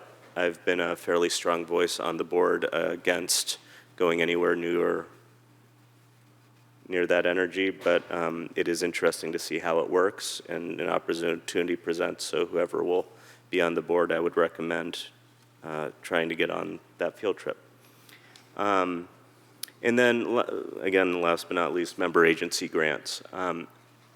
I was honored to sit on the subcommittee that worked on excess monies and where to distribute them, and a part of that translated into specific monies set aside for each member city and grant opportunities for our various projects. I've advocated fairly strongly, I think, for the GovPE or PV photovoltaic projects that translates into the solar paneling on the community center. Whomever is succeeding me should be a strong advocate for that pile of money that's just sitting there waiting for a project. And so I strongly advocate, and my backup has been Christine. If it's you, great. If someone else, encourage them to follow up with city manager. I usually want to be as nice to city manager as possible. I know he has a lot on his plate when it comes to that pool of money for making our city more electric savvy. Go ahead and just keep tapping on his shoulder until we find that project and allocate those funds, because it will be available to us until, I believe, June of next year. So let's get that ball rolling, and that's my report. Thank you. Are we going down the line? Sure. Okay. So, attended a few meetings this week. Some of them overlap with co-council members, so I won't go into great detail. I will say that the Coastal Commission meeting that Tiger and I attended on the 14th of November, Thursday, was enlightening, specifically because the big project they were approving, or was before the commission that afternoon, was the Ocean Beach seawall project, I call it. The Ocean Beach Resiliency project. And it is a very significant project that was super detailed and took years to plan. But it reminded me so much of the issues that we have in Pacifica with regard to wastewater infrastructure, the need for armoring, the challenges that we have with erosion, you know, the themes of, well, this was such a bad idea, why was it ever put here in the first place? You know, you can have that debate, but the reality is we have the infrastructure that we have, and we need to take steps and look at the economic issues of protect and, you know, potentially relocate versus not protect, and what are the costs that ensue from that. And I saw the commission struggle with those issues, and they truly are thoughtful about the way that they deliberate and the questions that they ask. It was a really, you know, there were a few other enlightening things. I'm not sure you were there when they did the bridge, the Caltrans bridge in Marin. Is that the one about the redwood tree? Mm-hmm. Yeah, I had CCAG that night, but I was listening as soon as I was turning on the Zoom call as I was walking out the room so that I can continue listening up till when my CCAG meeting began at like 5:30. Yeah, it's so interesting to see so many of the issues that we deal with in our own town, and how they play out in you know, related, not the exact same circumstances, but related issues, and how they play out, because after all, so many projects that need approval are in the coastal zone, and so enlightening, and I continue to learn more and more about how different jurisdictions work with the Coastal Commission, how the different division offices and their staffs work. So it was really a good investment of time, I felt, being there for those. I couldn't go back on Friday, but I was there for most of Thursday and watched on the phone everything I couldn't be there for. So those are good things to keep on top of. Library Advisory Committee is ramping up. We welcomed one of our our newest, brand new student could not attend, but our returning student, Maya, our student appointee, was there. She was very happy and proud to have been reappointed. And I did sit in, as Tiger mentioned, for OSPAC, whatever night that was. Wednesday, and welcome the new student who is appointed to OSPAC, and who I will say had a bit of a deer in the headlights look. And, Tiger, you were so good after the meeting, kind of reassuring her about there's a lot to learn, there's a lot to take in, it's a lot all at once, but in small pieces we learn, and how valuable the experience of being on a committee or commission is at this stage of their academic growth and career. So that's really superb. Let me see, there was something else I wanted to bring forward. Had a meeting with Chuck Gust about parking in Rockaway, that I want to dissect my notes and talk with the city manager and talk with Public Works and figure out, just the laundry list of things that we discussed, what might be doable, especially as we're launching into looking at budget for next year, and what can we fold into our work plan, what is maybe not possible, and what can we address. But what he was, he's thinking the right way about we're a visitor serving community, and there are some challenges with parking in Rockaway. And so, different suggestions after, growing up there practically in the restaurant, right? He's seen a lot of evolution, and then there's some opportunities he wanted to suggest for ways that we could improve. So that was a productive meeting, I thought, at least to get the ball rolling. I attended Council of Cities as well. I was glad I was able to make that. And I think that's all I have for right now. Thanks. I'm so curious about staff's response to the youth member at OSPAC. Did you happen to notice any, I don't know, I would think that would be one of staff's roles, is to help them assimilate. So I don't know if you noticed any of that happening at OSPAC. I wasn't there at the very beginning of the meeting because I was somewhere else when you called me. I was in San Mateo. Oh, I know, for the Resource Management and Climate Protection meeting. And so I didn't see the very beginning. Arlene was really kind and welcoming. And Good. So, yeah, I think that there's probably some orientation that we need to do a little bit there. Yeah. I was hoping. And, if I may on that point, Please, I know yeah. that our staff liaison, James Lynn from Community Development, did do an onboarding with the new member. So, Great. Oh, great. That's great. And, help them out. It's a big thing to first experience, so I'm sure even despite onboarding and having an idea of what they were walking into, the reality of it might have been overwhelming. And I know Sarah did the same.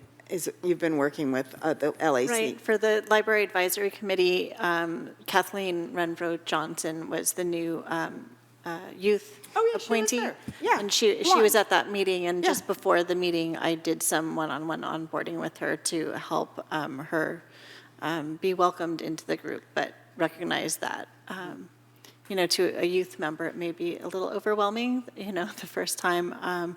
For Library Advisory Committee, I would say that it helps to have another youth member that's on board that was returning, Maya Sinapuelas. So I think those two youth members were able to bond at that first meeting. Yeah. Beautiful. Thank you, Sarah. Thank you, for that. Sarah. Okay, let's see, what did I do? So I went to San Mateo County Leadership Corps training, and again, I want to thank the city for the opportunity to be a part of Leadership Corps. It's an amazing experience, and I am definitely taking it all in and doing as much networking as I can.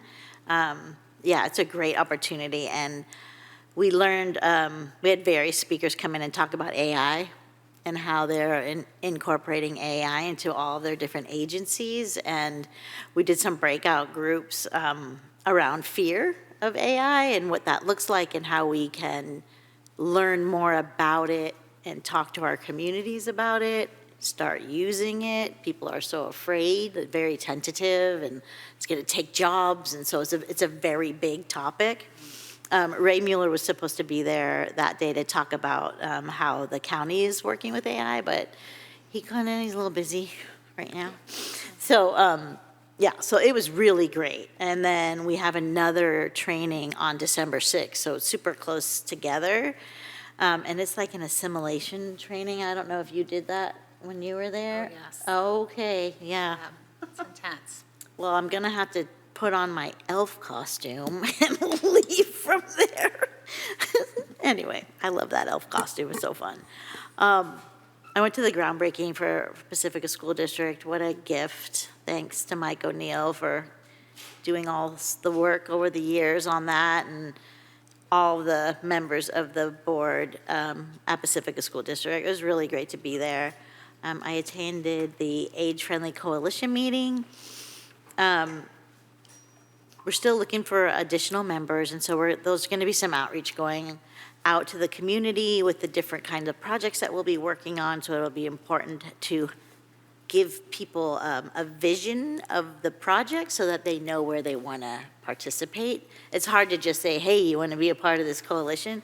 So we're working on that. Actually, Roy is working on that because Roy does all the work, so thank you, Roy. I went to the Pacifica Democrats meeting, and Anna was there. It was such a lovely meeting, so thank you to the Pacifica Democrats. Pacifica School Volunteers with Councilmember Beckmeyer. Pacifica School Volunteers has a lovely new executive director. She's doing a great job, and so we're very lucky to have her. Bridget, right? Bridget? Bridget, yeah. Okay, good. The old one? And then, Bridget Beck. No, Bridget Hart. Different. I think her last name is? yeah. Yeah. She worked on the last bond for the Pacifica School District. That's how she met Patrick. Oh. Not the one before that, the bond. EE was parcel tax. Oh, that's right. Anyway, she's doing a good job. She really is. They relocated the office to Sunset Ridge. So she's up at Sunset Ridge. Yeah, it's great. She's really good. I went to the volunteer lunch also with Councilmember Beckmeyer for Hope, which is healing overdose prevention education, and the new nonprofit in town looking at opioid overdose awareness. It was very touching, really emotional for me for some reason, not for some reason, because there's just so many kids I know that have passed away, and there's parents there, and yeah, it was I think when I go and present in classrooms, I don't allow myself to get that emotional, but for some reason it really hit me the day at the luncheon. But I wanted to thank all of the members of Hope. You're doing a fantastic job out there, and it's an honor for them to include me in their process, and they've been coming with me to our high school presentations when we're talking about opioids, so it's really nice to have them on board in that way too. It's great. I met with some constituents in Valleymar. There was an opioid focus group that happened the same night as the North Coast County Water District meeting, and so I logged on to the the meeting, and I was like in two separate places, so I did my best to participate, so thank you for all the work that's going on there, and that's it. Thanks. Yeah, I'll have to tell you more about your little exercise. Oh, No, they probably don't want me to because part of it is the surprise and how to deal with the stress in the moment. But We'll talk after. okay. Yeah, let me be surprised. Yeah. I already read the book. I'm like, Oh, oh. yeah, it's intense. Okay. Wow. Anyway, the school district groundbreaking was really wonderful and just so exciting to see an affordable housing project really getting underway here in Pacifica, and just realizing how long these projects take. I mean, Mike worked on, doing the surplus land process 15 years ago, and just yeah, it's a big commitment and a lot of time, but really nice to see some positive outcomes for our community and our school employees. Let's see, so we also had the NOAA training, which was a 2-day thing, and thank you, Sue, for joining me in that and helping with the breakout room. Thank you for your work to coordinate with Cindy and with Nancy Tierney. You guys doing a great job. Oh, Thank you. Thank you. We had a few hiccups because there were storms that day, and sections of the city lost power, and Cindy ended up coming to my house, and so we lost a few people. But I want to thank City Manager Woodhouse, too, for encouraging and inviting staff to attend, and Kevin was there for a good bit of it.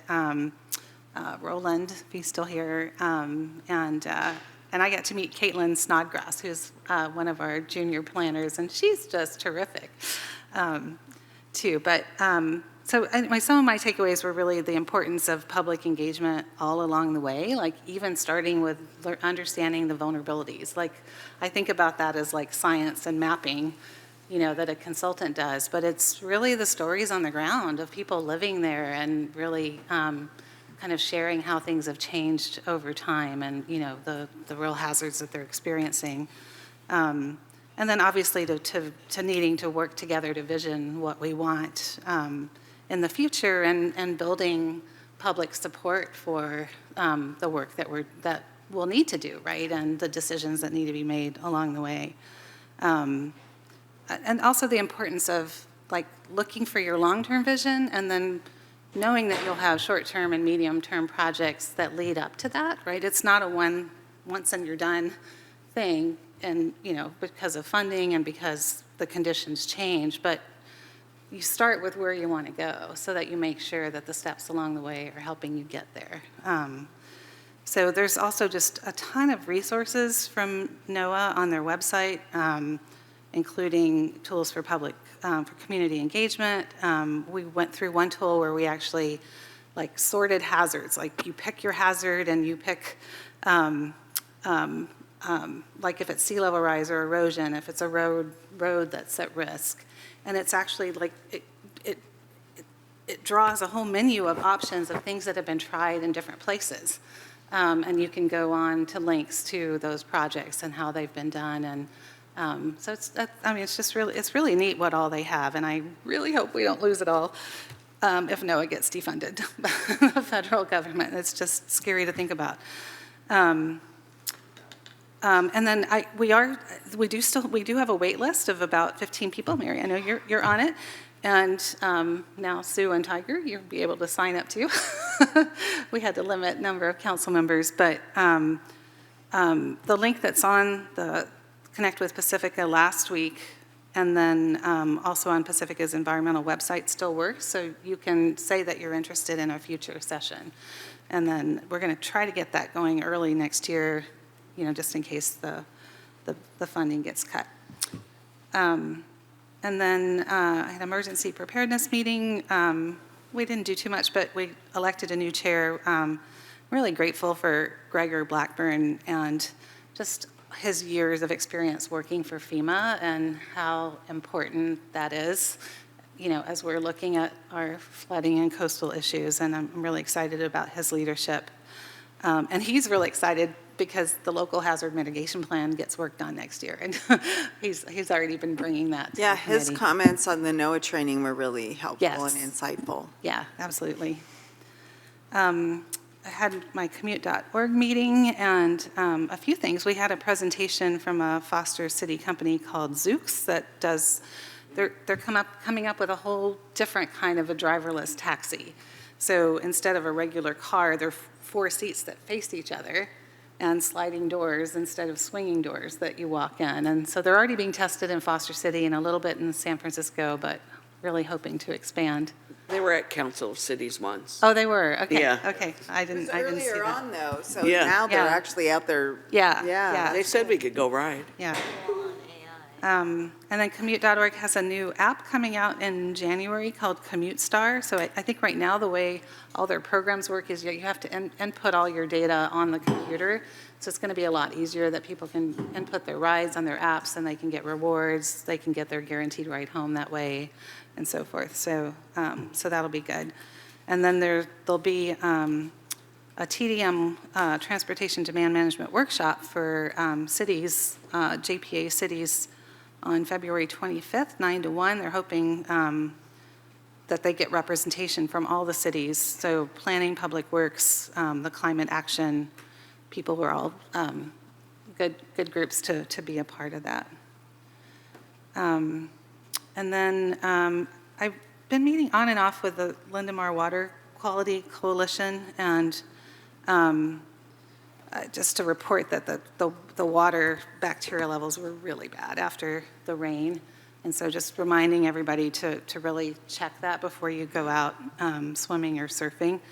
But they're doing more testing all along the length of the creek in different places to try to see if they can hone in on where the problems are coming from. And right now they're just going to be starting in the new year doing specific bacterial tests for specific animals like chicken, dogs, horses. But the tests are expensive. They're $70 each, and so they're limiting what they do because they don't have the money.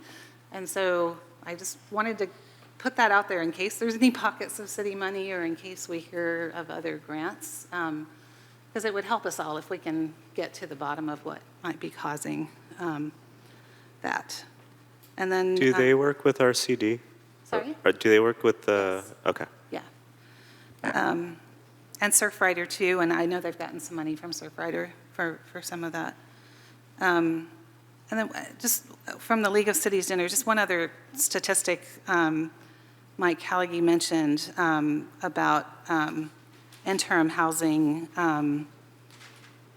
That was troubling to me. He said there's a wait list of 37 people on the coast for interim housing and a big need for families. But the rest of the county, which is much bigger, only has a wait list of about 27.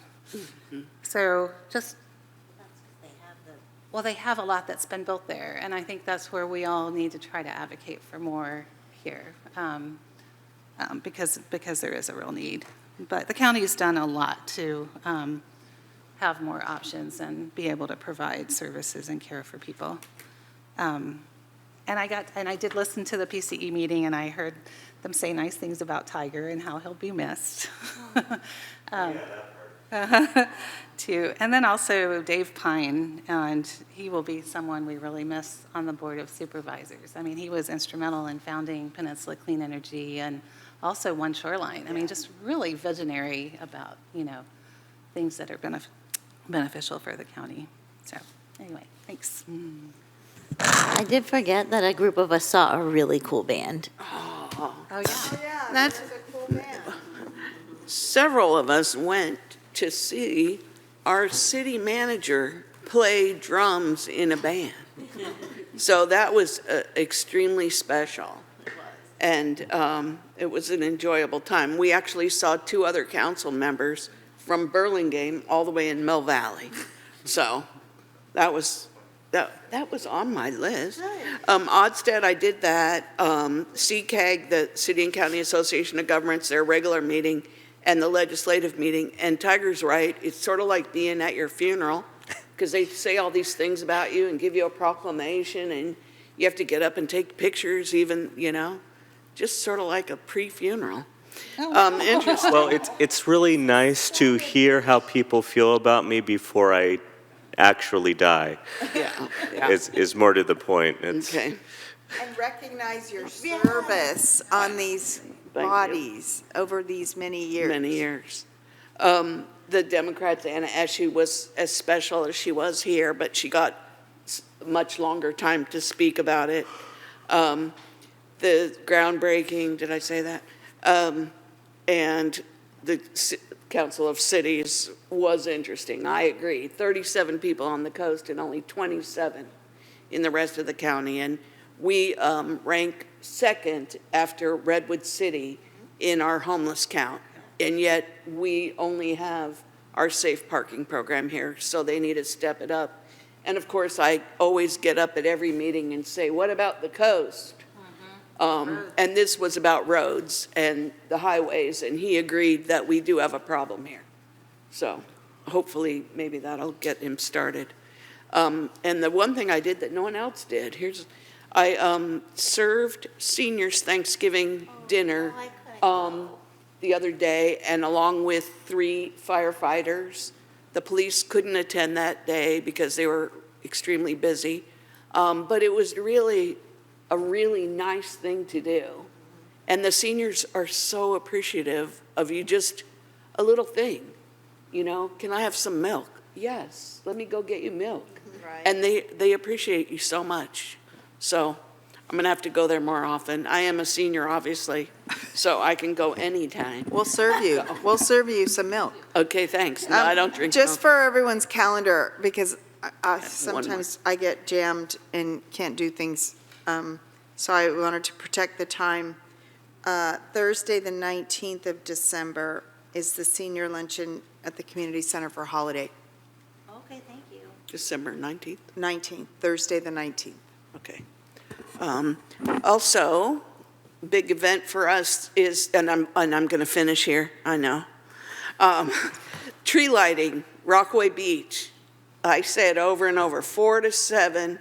The elf is riding along in a fire truck with Santa, who we all know and love, and we'll have ponies and snow, and if you're cold, a little eggnog with attitude.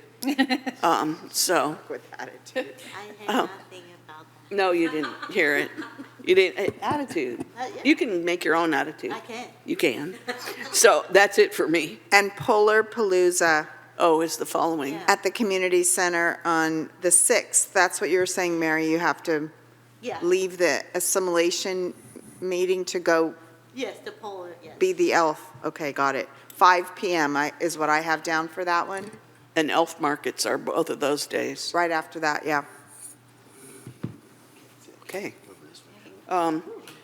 Staff communication. Thank you, Mayor Vaterlos, Mayor Pro Tem Beckmeyer, council members, Kevin Woodhouse, City Manager. Just a few quick announcements. First, I did want to start by also showing my thanks and appreciation to our first responding departments during storms, Public Works, Police, and Fire. Friday, we had quite a period of a significant downpour as part of that storm, and so they were out and active and doing a lot of work, so much appreciation to them.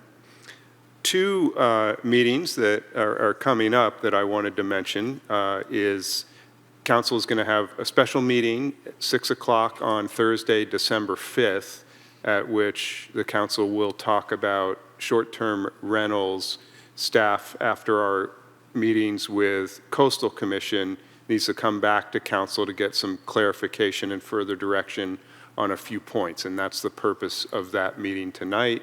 It's not intended to be the entire program. Council has given a lot of direction about the entire program that we're working on, but we need further direction on a few items. So that's next Thursday, a week from Thanksgiving, at 6 o'clock here in the chambers. I wanted to mention that regarding the agenda packet, the report for that we're shooting for Monday for its release. It could be Tuesday, but the holiday time period makes the release of that a little bit difficult because we have some work to do on it. And then following also, December 9th is the City Council reorganization formal meeting. So that meeting is always light on business and heavy on the ceremonial. Tears. Heavy on cake. Yeah, Heavy on the ceremonial aspect for the reorganization. So, and that also begins at 6 p.m. Is that correct, City Clerk Coffey? Yes. So that typically, we start that a little bit earlier too. So 6 o'clock on December 9th. And then finally, I did, I'm not going to go into detail, but I did want to announce that I was excited last week to be able to publicly announce our 2 new key employees to the city, the Finance and Administrative Services Director, and a press release went out about that, as well as an internal announcement. But Marisol Gomez will be joining us. She's from the city of Santa Cruz, where she serves as the Assistant Finance Director, and she'll be coming here to be the Finance and Administrative Services Director beginning January 6th. So we're very excited to have Marisol join us. And then also confirmed and announced that our new Community Development Department Director will be joining us and beginning on December 18th, and that is Samantha Updegrave, who comes to us from the city of Berkeley, where she currently is the zoning officer and principal planner for Berkeley. So she's very excited to join Pacifica as well, starting December 18th. So that fills 2 key department director positions for the city, and we're very thankful for the outcomes of those recruitments and excited to bring them on board, and look forward to introducing them to everyone, to the council, to the public, et cetera. And that completes my communications. Okay. There are no public hearings. We have 2 items for consideration. I'd like to keep moving if we can. Okay. This is Recology of the Coast application for rate increase for 2025 and consideration of proposed 3rd amendment to the agreement with Recology for recyclable materials, organic materials, and solid waste collection. And John Mullins, interim Public Works. Thank you, Mayor. Thank you, Mayor Pro Tem. Thank you, council members. John Mullins, Interim Public Works Director, and to my left here is Rick Simonson. He's the HF&H Financial Consultant. And in the audience, we also have Glenn Bonji. He's the General Manager for Recology. So they'll be assisting us through this presentation. Excuse me if you can bear with us, just we have some technical difficulties. We'll be right with you. Okay. So let's go and get started. So we're here this evening to discuss Recology of the Coast application for rate increase of 5.9%, starting in January 25th, or 2025, and a consideration of proposed 3rd amendment to the agreement with Recology for recycling materials, organic materials, and solid waste collection services.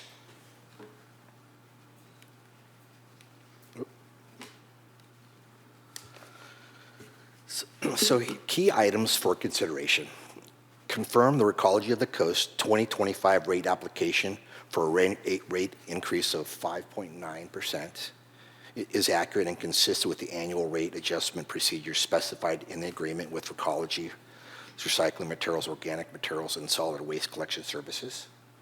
Number 2 is approve the 3rd amendment to the agreement with Recology of the Coast to revise section 5.5.02.D.5 of the agreement to provide grit screening disposal services for Callow Creek Recycling Plant.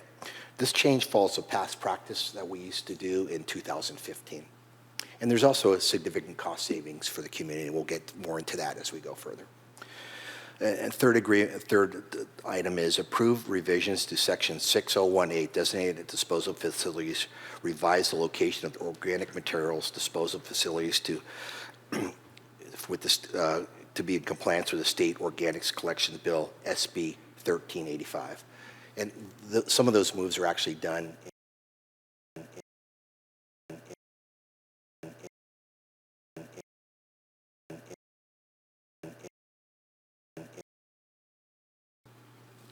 Thank you. Give you some brief background.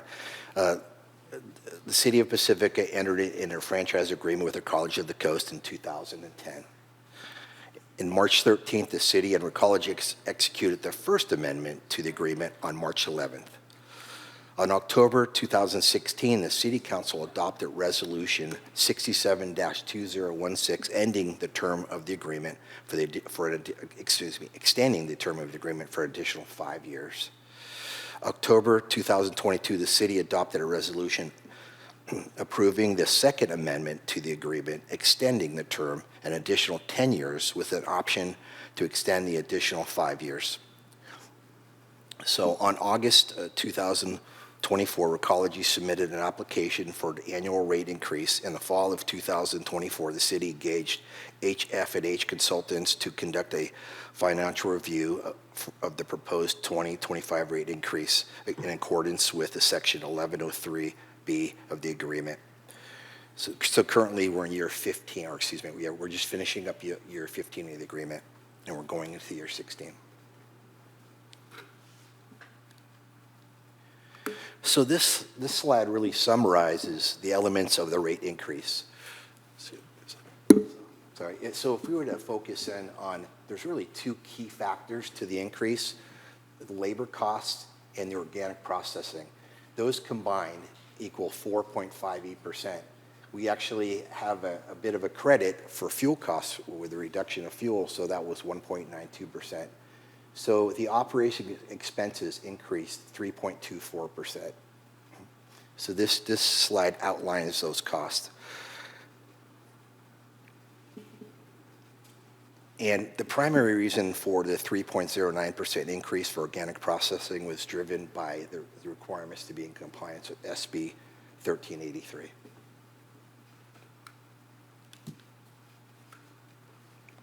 So the two key cost factors are the labor cost in accordance with Section 3.3.1, 3.3.2, 3.3.3, and 3.4. Labor-related costs were calculated by adjustment costs in accordance with the procedures described in the current collective bargaining agreement, and those costs increased by 1.49%. The second primary increase was the organic processing and transfer. The cost of that increase was 3.9%. The primary driver of the increase is to stay in compliance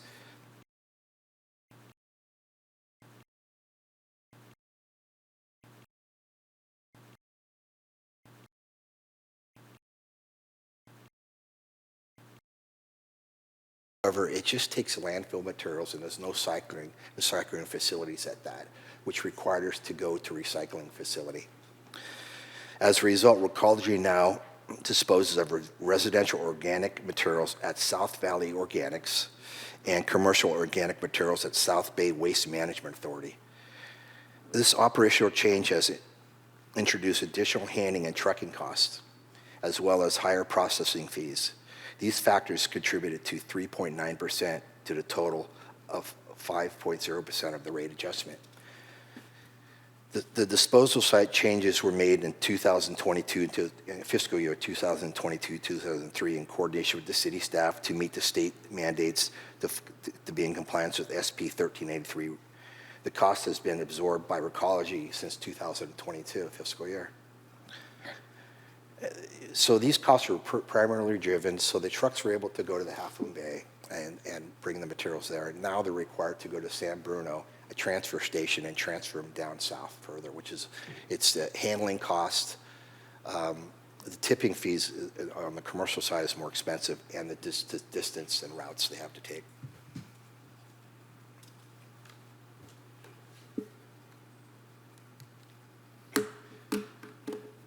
So this is an overall cost, proposed adjustments for Recology for 2025 rate adjustments. On the lower left side, or excuse me, lower right-hand side, you can see the total costs for compensation for the proposed 2025 fiscal year will be $12,198,629. That's an adjustment or an increase of $590,000, $701, which is basically a 5.9% increase. This shows you an outline of those. At this point, are there any questions from council? Okay, proceed. And we do see one adjustment where there was a, like I said, somewhat of an error. There was a health and welfare cost of 0.4%, where you can see where HF&S thorough review of their cost caught that cost, and that was $4,438. Recology understands that as amicable of correcting those fees, so removing that cost. I may have got a So couple we want to. questions. Oh, when you're ready. Yeah, go ahead. The next slide is really the impacts on the residents of Pacifica. So we really wanted to drill down on what's the actual cost to each resident. So you can see on this slide, it gives us a 2024 rates and a 2025 rates. What these slides show is your monthly cost for services, and then the 2025 rates. So the primary waste cans, the black cans we have in the community are the 32-ounce containers. And we have a fair amount of the 48-ounce. So those are the two primary sizes in the community. So what this rate increase does is increases the average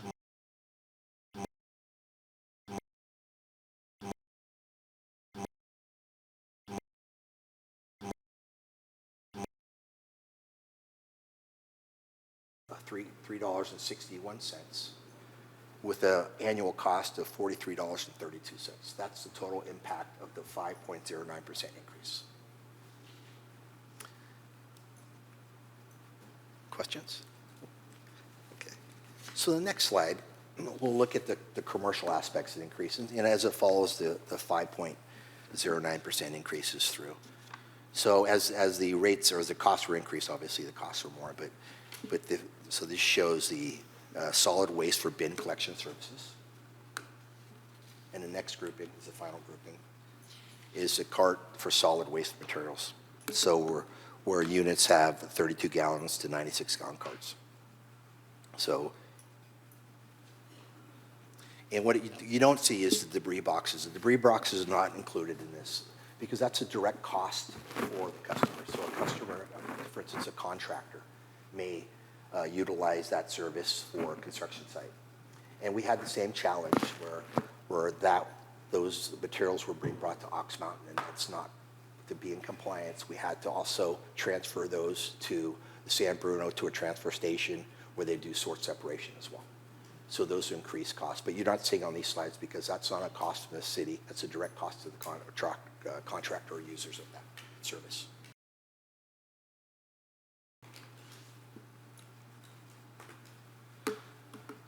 So key elements to supporting the recommendation of the proposed 5.9% increase.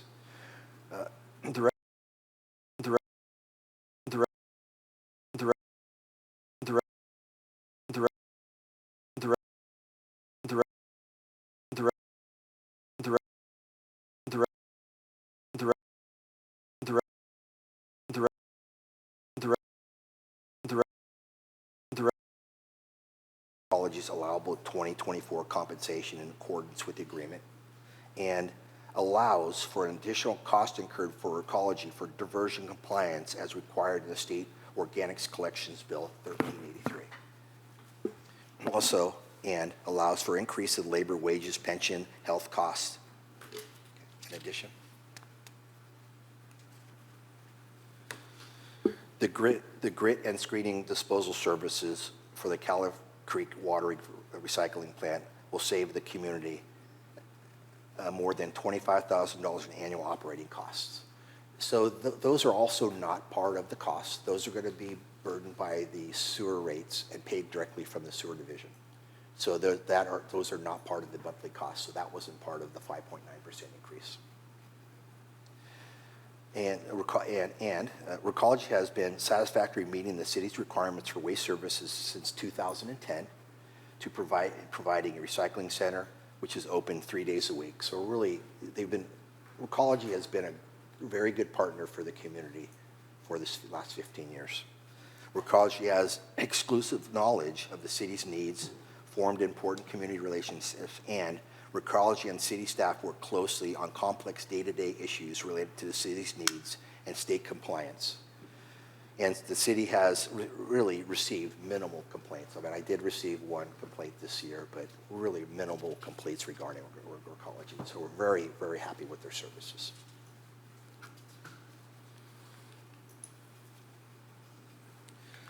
So the recommended action for this evening, confirm the Recology of the Coast 2025 rate application for a rate increase of 5.9% is accurate and consistent with the annual rate adjustments procedures specified in agreement with Recology for recycling materials, organic materials, and solid waste collection services, and approve a third amendment to the agreement with Recology of the Coast to revise section 5.5.02.d.5 of the agreement to provide grit and screening disposal services for Calla Creek Water Recycling Plant, and approve the change to section 601A, designated facilities, of the agreement to revise the location of the organic material disposal site based on state requirements.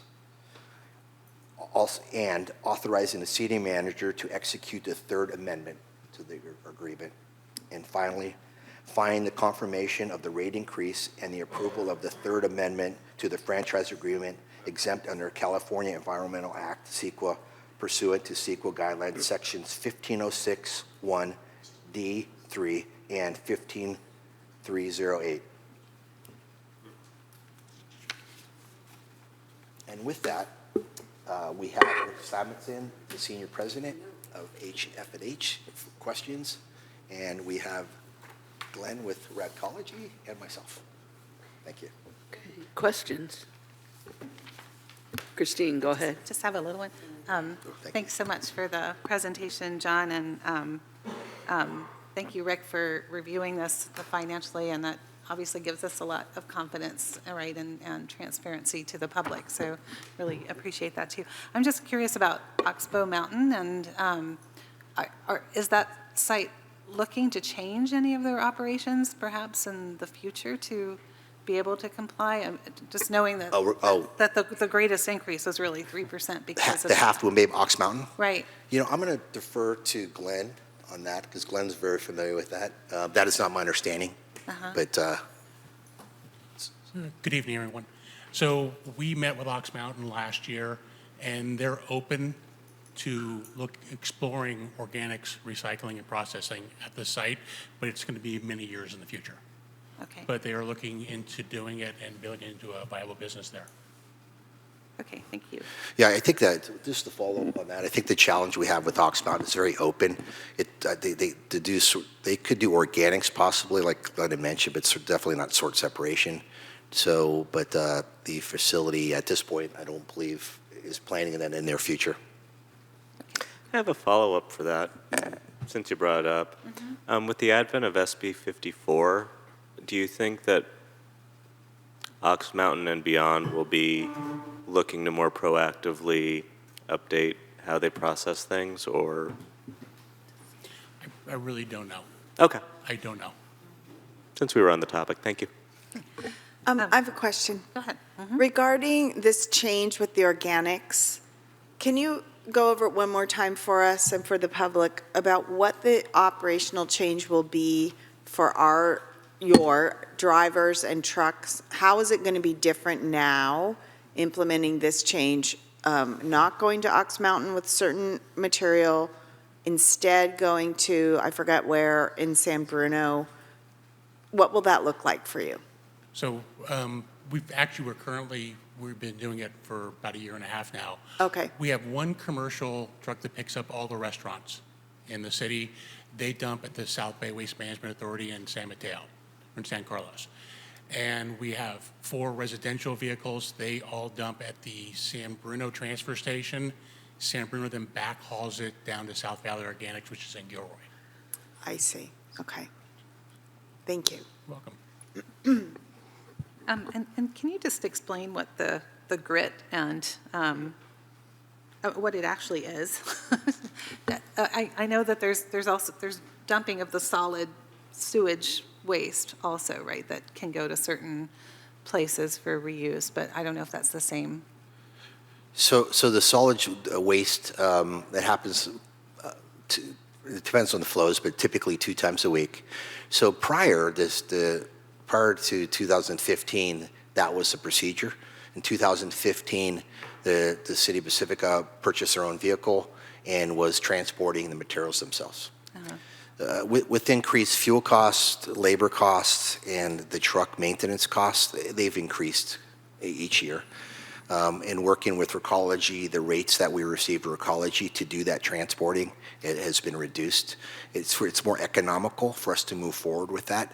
Not having to purchase a new truck. The annual maintenance on the truck alone was $7,000. It takes 2 staff from the wastewater treatment plant to do the dumping. So Recology is probably better equipped to move materials such as that for us. So it's an operational change, and it's improvements as well. And Councilmember Bowles, was your question about what grit actually is Yes. too? Sorry. Because if so, Deputy Director Sun Yeah, I'm just can step up to the mic and tell us. That's okay. No, that was, I appreciated that answer too. All of Brian. it is Yeah, useful to absolutely. know. Yeah, Thank you. I think I was going to make the pun that Deputy Director Sun can tell us what grit is. So And good he evening, can. Councilmember Bowles. Grit is just inorganic material that we collect at our pump station. Oh, inorganic. Yeah, inorganic. So these are, for example, sand or eggshell, just stuff that's very fine, and it's collected through the sewer collection system, and we pick that up at our pump station, and we transfer that back to the Clara Creek Water Recycling Plant to put in the bin for hauling to the landfill. Okay, so that's completely separate than the solid sewage waste? That's that correct, you're- yeah. Right, okay, gotcha, thank you.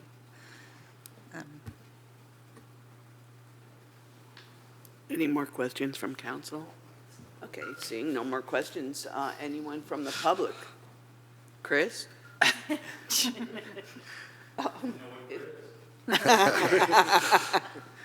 Yep. And there's no one on the phone, so seeing no one, I'll bring it back to council. Closing the public comment. Any deliberation? Someone like to make a motion, please? It's a long motion. I can do it if you want. Do we have to make these as separate motions? I think actually the council can just say adopt the resolution as written. Okay. Resolution contains all of the actions. Okay, I move that we adopt the resolution. I second. Please vote. With the motion made by Councilmember Bowles and seconded by Mayor Pro Tem Beckmeyer, the motion passes unanimously. Thank you so much. Thank you. Thank you, everyone. everyone Your for the work is so appreciated. Okay. Thank you. Last item. Item 7, consideration and adoption of resolution approving a third amendment to the restated employment agreement between the City of Pacifica and Kevin Woodhouse as city manager. And Thank you. Michelle will, Yes, thank you, Madam Mayor and Council. So this is the consideration and adoption of a resolution approving the Third Amendment to the restated employment agreement between the City of Pacifica and Kevin Woodhouse as city manager. Originally, the city manager and the City of Pacifica entered into an employment agreement in 2017, and there have been several amendments to that original agreement. And then in November of this year, the council held another performance review, which was facilitated by Dan Keene of Dan Keene Consulting.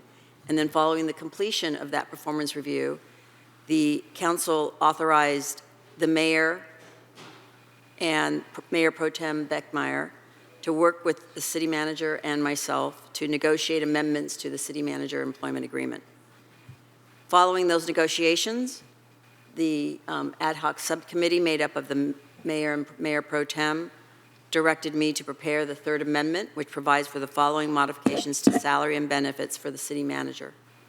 Effective the first pay period after October 9th, 2024, a 3% increase in salary, which equates to an annual base salary of $314,087, and as well as a modification to the city manager's employment, medical, vision, and dental benefits to reflect the same health benefits provided to other department heads in the city. This proposed salary increase is consistent with the compensation increase structure applied to other bargaining units within the city. It reflects a cost of living increase of 2% plus an equity tier adjustment of 1%. Approval of this Third Amendment will result in a total fiscal impact of $9,143 per year, with approximately $6,404 of that total expended during this fiscal year 24-25. And the amount can be covered in the current fiscal year 2023-24 City Manager's office budget. And with that, I'm available to answer any questions. And the action is just to approve the attached resolution, approving the Third Amendment to the restated employment agreement between the City of Pacifica and Kevin Woodhouse. Any questions? Seeing no questions. Chris, from the public comment? Emily, anyone on the phone? Seeing no one from the public, we'll bring it back to council and close the public comment.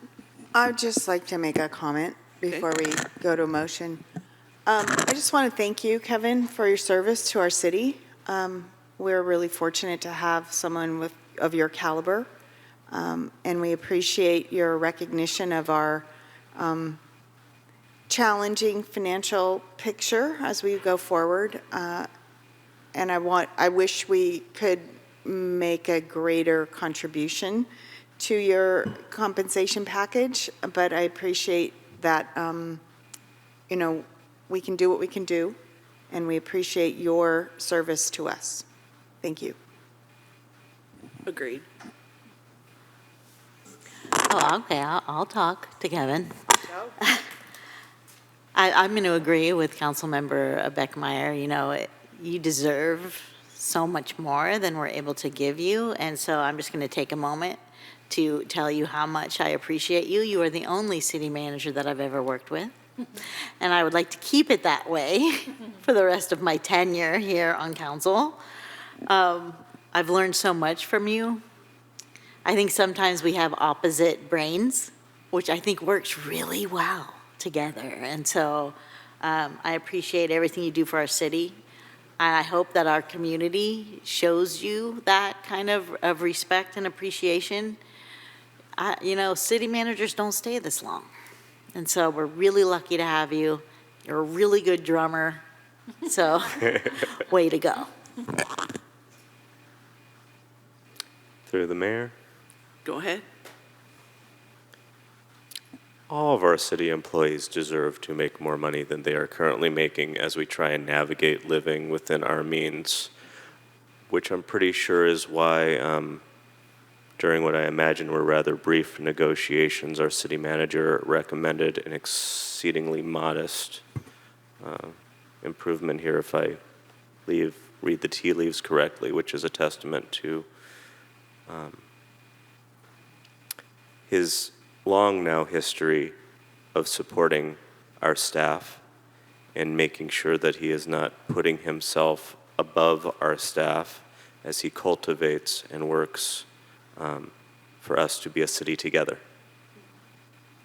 And while I too would hope that our fair citizens notice and respect the extraordinary work you do, sometimes their comments lead me to suspect otherwise, and so it becomes all the more important that those of us who work more directly with you and have the understanding that you might be playing a show in Mill Valley so that we can better know you as a human being and not merely as somebody who spends just about every day of your life working to make our community stronger. We can understand deeply and fully the full caliber of what we have working with us to make sure our community is all that is capable of being. And so thank you for working with us, trying to figure out what our direction is, and doing everything in your power to make it so. Thank you. I just want to say I agree with everything that's been said, and the community is also not privy to, our intimate relationships and conversations and education and questions, and, because we're all, including you, looking out for the betterment of our city and how to bring us to a place that's sustainable and where we can pay more, where we can keep good employees, where we can do good work, because we all together serve this community and the people that live here. And I appreciate at your review, and we're not talking about the details of that, but that you've been here 7 years, and this has been the hardest year. And it's partly hard because we've had major staff transitions and, just like filling in that gap and trying to be everything to everyone and keep all the balls juggling and rolling while we don't have, the leadership in the city. And so I want to really thank you for stepping into that. And we're all here. Nothing tragic has happened. We've made it.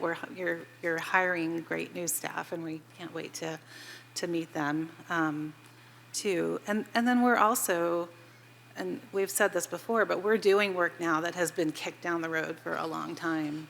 And so it's a huge lift for you, for our staff, for us too, for our planning commission, and even for members of our community, really to be engaged in so many things, at once. And not everything goes as well as we want it to, but I think we're all in there for the betterment of the community, and that includes you, and I really appreciate it. Okay, my turn. It was a quick decision. We would have liked to give you more. And we again, I'm repeating what other people said, but we appreciate that you thought about the other staff too in your compensation, and all of the things that you do, and all of the things that we've did this year that we hadn't done in the past, all these big projects and these changes of employment, and you work really hard. And if I ask you a question on Sunday, you answer the question. And I always appreciate that too. So, all the time. Thank you.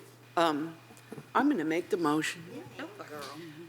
Consideration and adoption of a resolution approving a third amendment to restated employment agreement between the City of Pacifica and Kevin Woodhouse as the city manager. I second. Please vote.